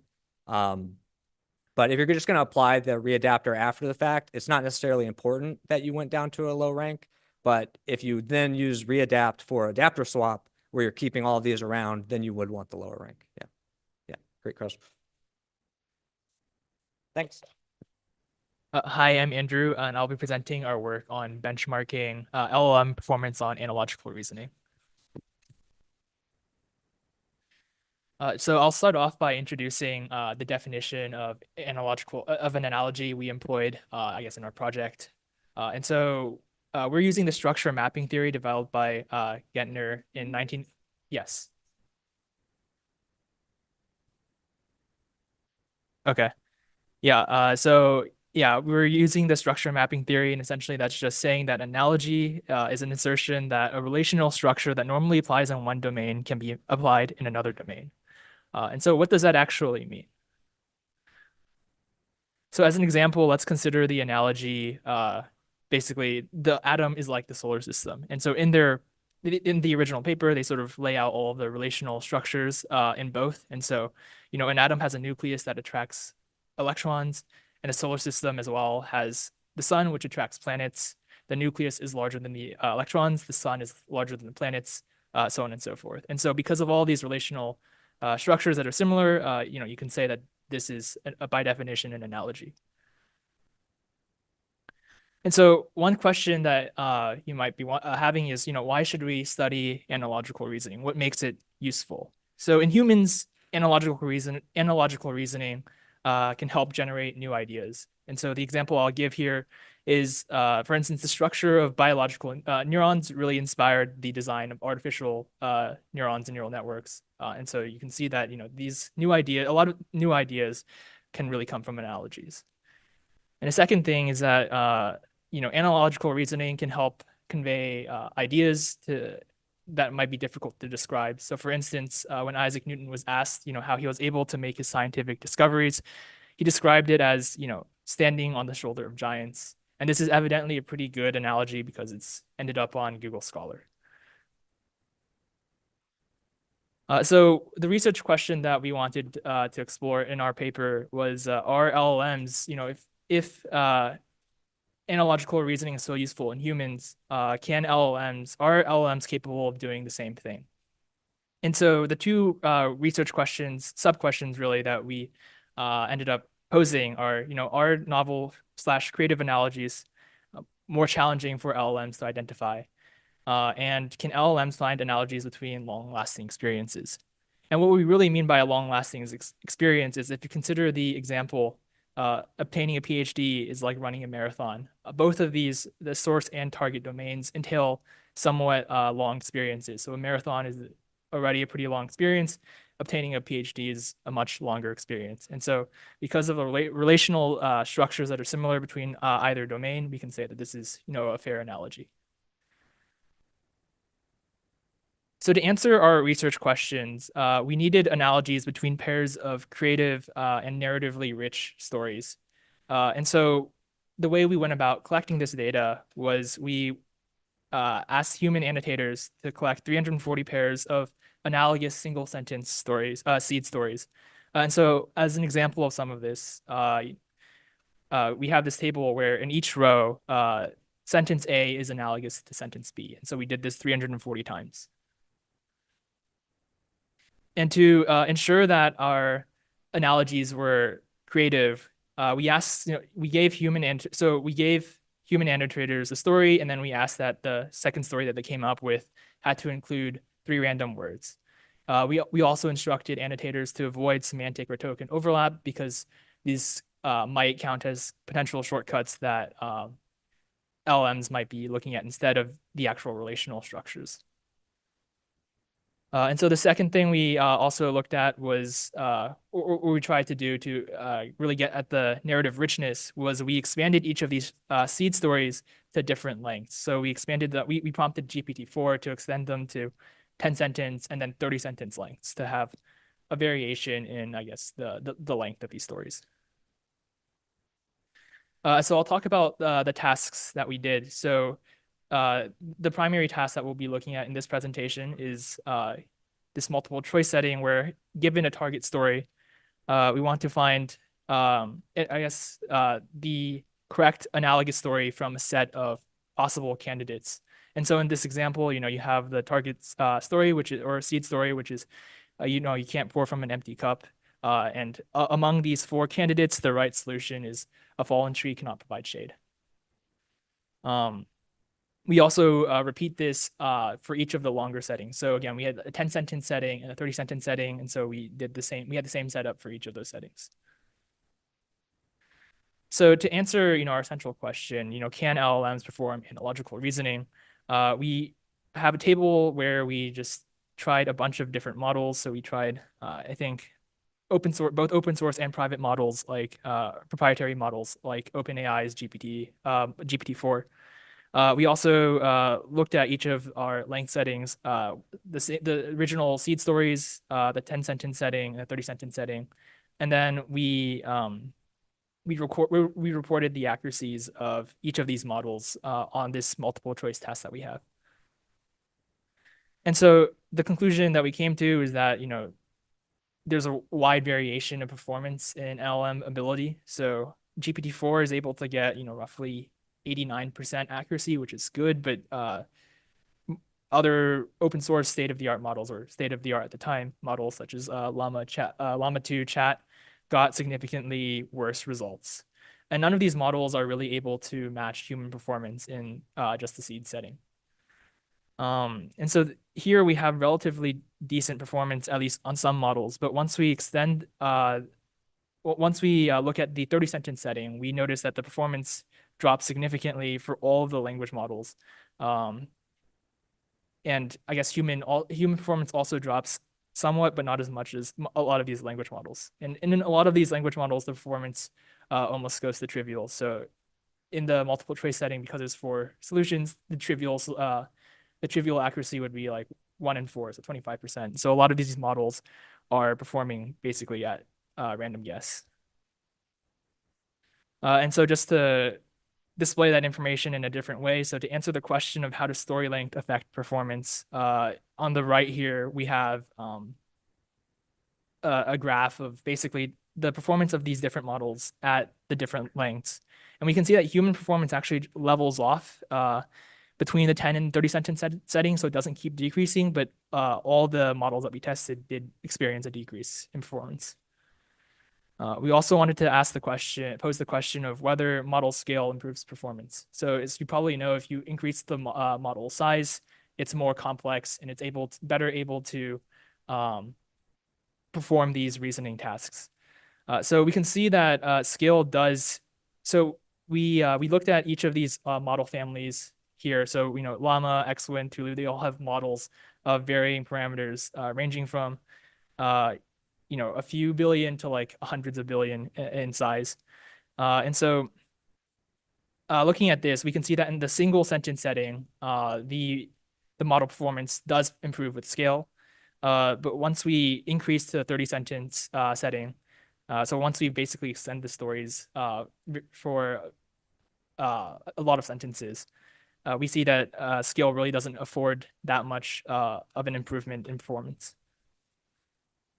So so basically just as takeaways, to answer our first research question, are creative analogies challenging for LLMs? So the analogies that we created did pose a challenge to some of the LLMs that we tested, but there was quite a variation in the performance that we saw.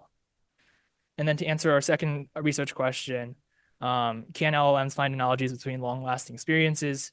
We found that performance generally degrades as you really increase the length of the narrative. And also that model scale does not really help with this the performance on these longer settings. Yeah, thank you.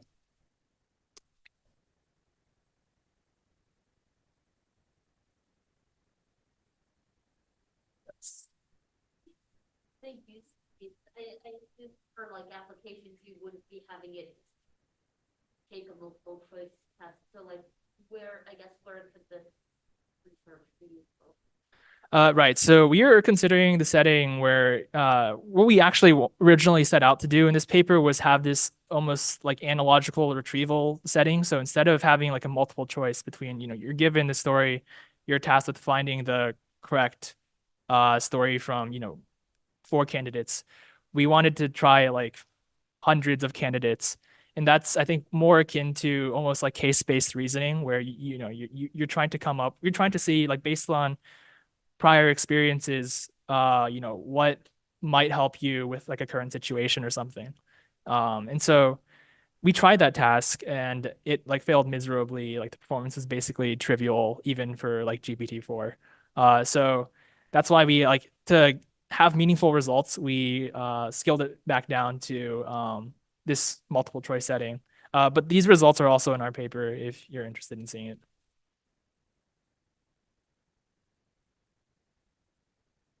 Other questions? Oh, yes.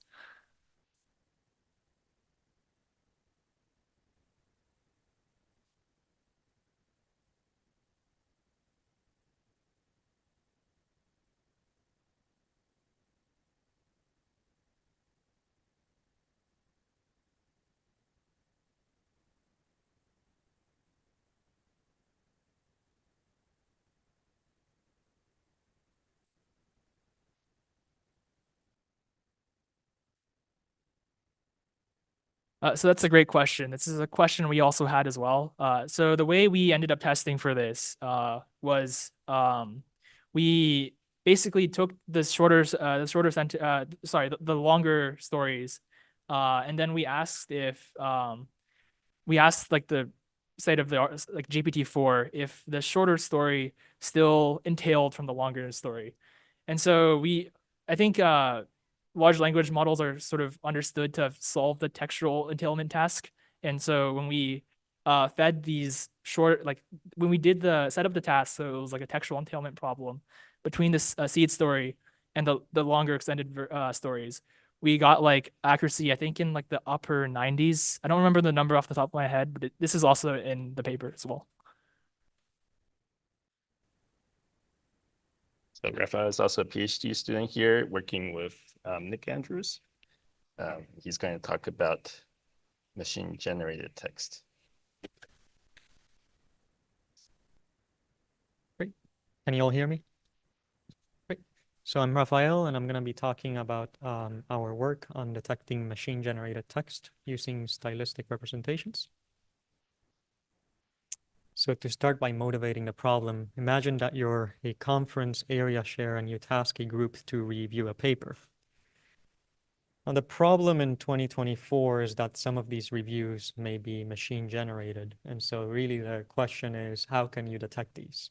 And unfortunately, that's not a contrived scenario. I know people who have actually been victims of this exact same thing. So there are usually 2 paradigms in literature on doing this. The first one is to use the conditional token-wise probabilities of a language model. And so this is where you essentially send your piece of text through something like a Llama 3.8b, and then you essentially capture some statistic like perplexity or log rank or something else that makes human text separable from machine text, and then use that to threshold. And the second paradigm is to essentially train a classifier in the usual supervised manner in order to detect machine-generated text. Now, the problem with both of these approaches is that they are prone to underperform as soon as you sort of shift your testing domain. So here on the right-hand side, you have a ROC curve for a classifier we trained. And the blue is when the train and testing conditions match. And all the other curves are when you change any variable of your testing conditions. Now, either you're sort of testing on a new LLM or on a new domain or on a new topic, and you'll see that a lot of these detectors sort of underperform. And this is sort of a well-known finding at this point. So instead, for this work, we sort of always assume that there's some domain shift that's going to happen. And so we essentially work in the few shot scenario where the area share will essentially prompt a set of popular large language models to generate some support set that they are going to use to build a few shot detector that is then going to make predictions on whether things are human generated or machine generated. And really sort of the main insight of this work is that stylistic representations trained on human authors, so these are representations that captures the style of human authors, are able to separate language models from humans. So on the left-hand side, you have sort of your typical sentence BERT embedding where points are close together if their semantics are similar. And in the right-hand side, you have a stylistic representation where points are close together if sort of their style is similar. And what you can see is that sort of human text sort of clusters on its own, and all the different language models are sort of far apart from these humans. But also more interestingly, at least to me, things like ChatGPT and GPT-4 are separable. And so this is sort of an interesting finding. I think that a lot of this happens because sort of language models, I think, learn an average of the style of all the training data, and human style is really a lot more fine-grained. And so that's probably why you're seeing the separation. I'll make one extra comment on this. If you're sort of interested in getting language models to sort of talk more, well, write more like humans, I would look at sort of Aline Khan's work on this. So he was sort of in the first slide of this. He's a collaborator in this work. He works a lot on sort of trying to get large language models to follow interesting constraints like generate in a specific style. Okay, so now I'm going to go into sort of how we train a style representation model. So this is not an LLM. This is sort of like a classic representation learning model at this point. But essentially, our style representation really takes W pieces of text from 1 through 16 usually. And usually in training, we sort of we sample this according to some distribution. And then what we're going to do is we're going to take W documents from the same author. We're going to take some random but consecutive document tokens from each sample. And we're essentially going to send this through SBERT initially and learn an aggregation function over all of the W embeddings. And we train this, I guess, in the usual supervised contrastive learning way nowadays, where points, you want your positive points, so your writings from the same author to be close together in the embedding space and far away from everything else. And there are sort of some hyperparameter listed in the slide. And the reason I list these hyperparameters is because all of these hyperparameters are very important and these models can tend to be quite sensitive. So now we're going to go into sort of more of the experiments. Given our motivation, we sort of evaluate only on unseen domains, topics, and language models, right? So if we trained our style representation on Reddit, we're going to evaluate on everything else that's not Reddit, including sort of Wikipedia, WikiHow, PeerRead, Archive, and Amazon. And usually for all of the experiments we're going to see, the experimental setup is something like this. You're going to randomly select one episode, where an episode is essentially a set of writings of size n to serve as a support sample. And so the support sample is sort of few shot lingo for this is what you get to see. I give you 5 writings. Then you're going to group all your queries into sort of episodes of the same size. The queries are essentially your test samples here. And you're essentially going to use cosine distance as sort of a measure of how human or how machine generated it is. So in our paper, we essentially studied 3 different scenarios. The first is sort of single target. So this is answering the question, was it written by ChatGPT? Multiple target, which is, I think, more interesting, is sort of, was it written by one of the set of the popular LLMs? And then we also evaluate the robustness against paraphrasing attacks. Usually, you can show that you can evade detection by taking the output of a language model and then paraphrasing it with some paraphrase model like Dipper. Okay, so this is a big table with a lot of weird symbols. So the first thing is like, okay, what is the metric that we're optimizing for? This is PAUC. This is the AUC restricted to the operating points where the false positive rate is sort of less than or equal than 1%. So that's your your very left-hand side of your ROC curve, which is usually what you care about for operational settings. We have a bunch of different training data sets. We created this AAC training data set from sheep LLMs such as GPT-2 and OPT. And so we studied whether sort of adding LLMs into the training of some of these methods improved performance or not. And N is essentially just the number of few shot samples that you're given, right? 5 or 10, for example. And I think that the main takeaway is that, actually I should have highlighted the first 4 rows, but the first 4 rows are all stylistic representations, essentially. And what we see is that stylistic representations trained only on humans, right? So we've never seen language models during training in our life, are very good at separating humans from machine text already. So the next thing I'm going to talk about is sort of this paraphrase attack scenario, right? So what if the reviewers had used a paraphrasing model to evade detection, right? So they use an LLM first, and then they use something like Dipper. You can essentially also play the same game with all of these detection methods, right? You can yourself preemptively paraphrase your support set and include that into your detector. And then measure performance with and without doing this. Sort of that's what we do right here. The main takeaway is sort of the yellow curve is including the paraphrase examples in your support set, and the other 2 curves are not doing that. And so as the proportion of your support set gets paraphrased, of your queries get paraphrased, your performance usually goes down unless you include that in your support set.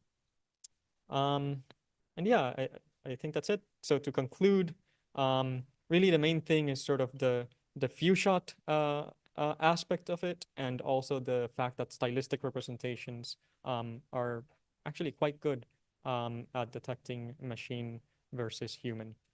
Any questions?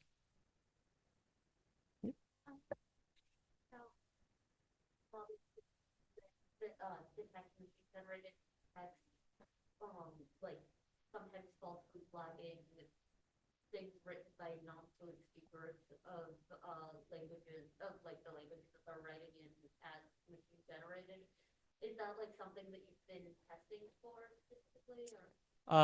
We haven't been testing for that specifically, but no, that's a very good point. Yeah, something we should test for. Right, so last but not least, we have Michael.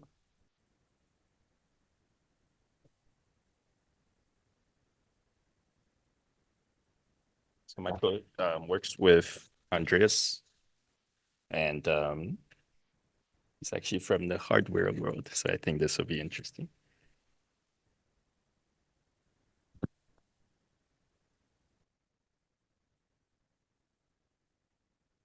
All right. Yeah. So looks like the formatting got a little messed up there. Hopefully everything is good for the rest of the presentation. So yeah, as Kevin mentioned, I'm from the hardware world. So this will be a little bit different spin on things than compared to the previous talks. Yeah, so I'm a 5th year PhD student in Andrea's group here at Hopkins. Yeah, and we do chip design for a variety of things. So this project is kind of a recent spin-off of a summer workshop that we go to, where basically we were summer 2023. ChatGPT was kind of all the rage. So can ChatGPT generate kind of Verilog, which is sort of the schematic entry point for hardware design? So it's very similar to kind of programming languages with a little bit of a twist that I'll talk a little bit more about in the next couple of slides. So for those of you who might not be familiar with, ASIC stands for Application Specific Integrated Circuit, and it's a kind of growing and growing field, kind of especially kind of forced by AI and these kind of innovations that you guys are all talking about here. People are spending more and more money on buying more and more complex chips. And so, yeah, this is kind of a growing, interesting field. And we're seeing kind of if these large language models can help us design bigger and better chips faster is kind of the question here.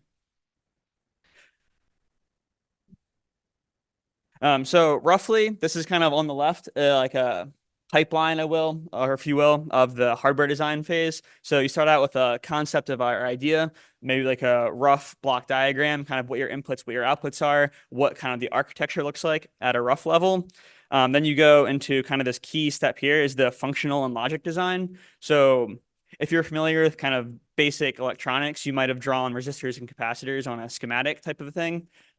These days for digital circuits, we don't really do that anymore. We have hardware description languages, which we'll talk about Verilog here, where basically it's a programming language that we can basically map directly to digital circuits. So you give me a piece of Verilog code and I can draw on a whiteboard for you what that schematic would look like. This is a number of benefits, mainly that we can write much more complex code a lot faster than actually drawing the schematic by hand. So there's a lot of kind of benefits from abstraction, similar that you get from writing in Python, say, versus C. So yeah, that's kind of the key thing we're looking at here is this kind of writing the Verilog description code. If ChatGPT can generate Python code or other software languages, how well can it do for Verilog? So yeah, kind of the proposed solution here is kind of what we're seeing. Basically, can we just, in kind of natural language, pretending like I know nothing about hardware design, like, hello, could you please provide me a Verilog description of an 8-bit counter? And so this is roughly the code it spits out on the left. So a key kind of like structural components of Verilog code, basically we have our inputs and outputs here in the module kind of declaration, and you have kind of the core logic components inside. So it's a little bit different than traditional programming in a couple of ways, mainly that basically you have a bunch of these always blocks that are all kind of in parallel. This is very much similar to a parallel programming language where each one of these blocks kind of operates sequentially, but then each block operates in parallel. And then since we're dealing with hardware here, there's a lot of kind of fixed point arithmetic. We're dealing with individual bits and things like that.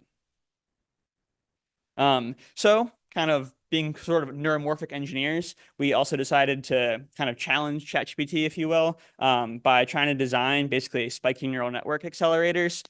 So similar to the neural networks that you guys are using here, but the kind of primitive neuron element is more similar to a biological neuron. The main motivation here for us is basically we expect that ChatGPT has seen less training examples of this kind of code. So we have kind of a weird design. There's probably not that many examples. Actually, in the paper we published on this, we just went on GitHub and searched kind of a bunch of keywords and saw how many results there were. If I recall correctly, there were on the order of maybe 10 examples of Verilog code related to this on GitHub. So it'll be some interesting results to see how well it can synthesize this kind of logic.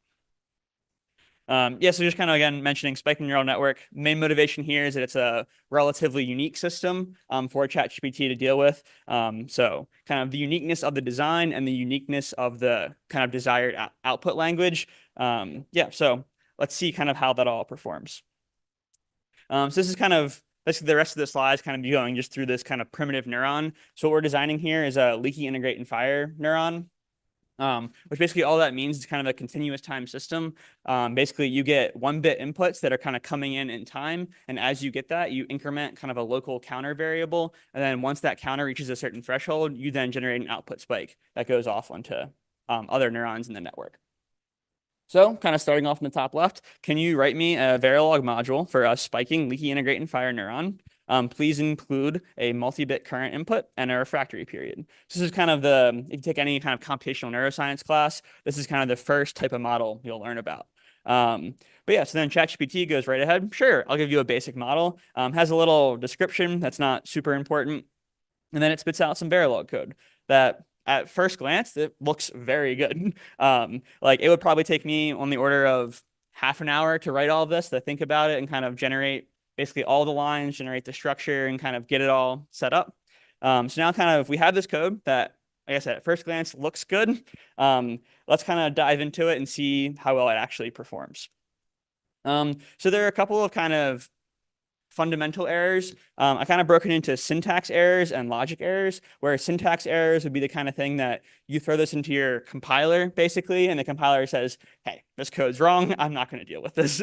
So that's basically these errors on the left-hand side.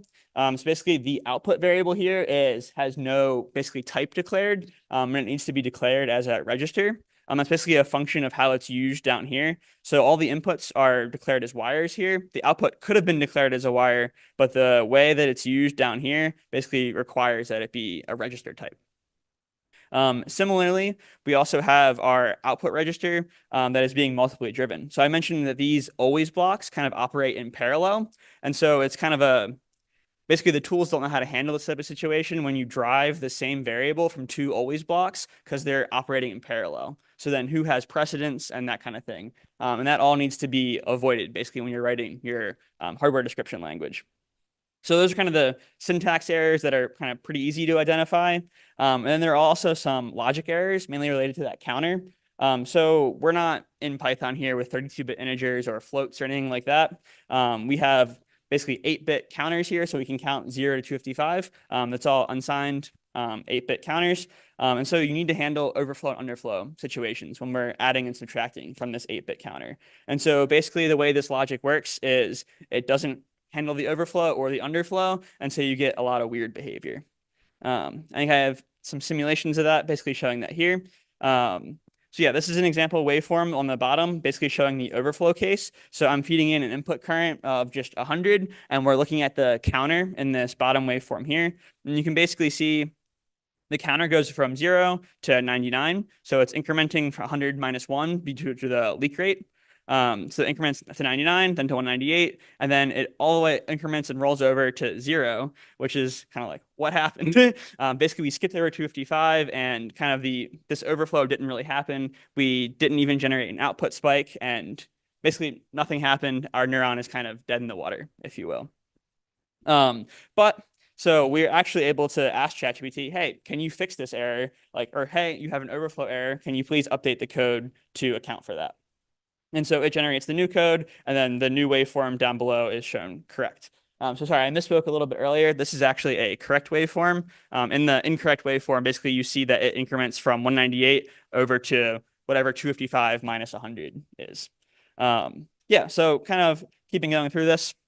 So the overflow issue is pretty easy to fix. All things considered, identified the issue, asked it, hey, can you please fix this? This type of thing would be very amenable to say, like some kind of automated framework, as I believe one of the earlier talks talked about, where you could integrate this with your Verilog compiler. ChatGPT could then see the error, fix it, and then finally output you directly output you the correct code that you want. With the underflow issue, we actually had much more problems. I think if I remember correctly, it took maybe on the order of 7 to 8 prompts to fix this, where basically we would ask like, hey, you have this problem. Can you please fix it? Basically having to get more and more specific. And then kind of near the end, it actually managed to fix it, but then it reintroduced the overflow error. So it's kind of playing like this ping pong game of trying to get this relatively simple piece of code actually kind of completely clean and simulating correctly. So yeah, eventually we were able to get the neuron completely programmable, but it took a fair bit of work. Basically, we had to kind of just look through the code, simulate it kind of as we were going through this process, and kind of walk ChatGPT through the steps to kind of get it completely functionally correct, if you will. Once we were there, though, we were actually able to make changes to the code pretty quickly. So in this instance, the original kind of base module that we started with wasn't really programmable from the interface. And so we just asked it, can you make the 3 parameters that you had programmable? And it refactored the code kind of exactly as we would expect. And so this was pretty cool to see. So as far as like code maintenance and things like that, it did very well. So I'll skip through this. Basically, we kind of went through the rest of these prompts to generate a full network. The network was pretty simple, especially on the scale that you guys operate with. I think it was 6 neurons in total, basically 2 layers, each with 3 neurons in a fully connected fashion. This system was fully programmable via SPI and kind of fully connected. So it was sort of kind of incredible that we were able to go purely from natural language to a functional Verilog description. So yeah, basically this was one of the first fully just like AI described ASICs, if you will. We went entirely from natural language to Verilog. So unfortunately, I don't have a picture of the layout here, but the whole basically chip that we taped out was purely described with natural language. There was no human written Verilog in that ASIC. It was submitted to Tiny Tape Out 5, and we're expecting to get the actual physical hardware that was designed by ChatGPT back sometime this summer. We have another iteration of this that we sent out on Tiny Tape Out 6 that should be coming back later in the fall. Yeah, any questions?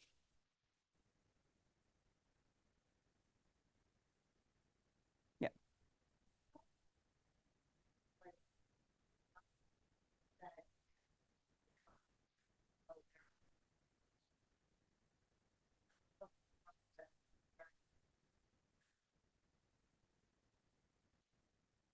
Yeah, that's a great question.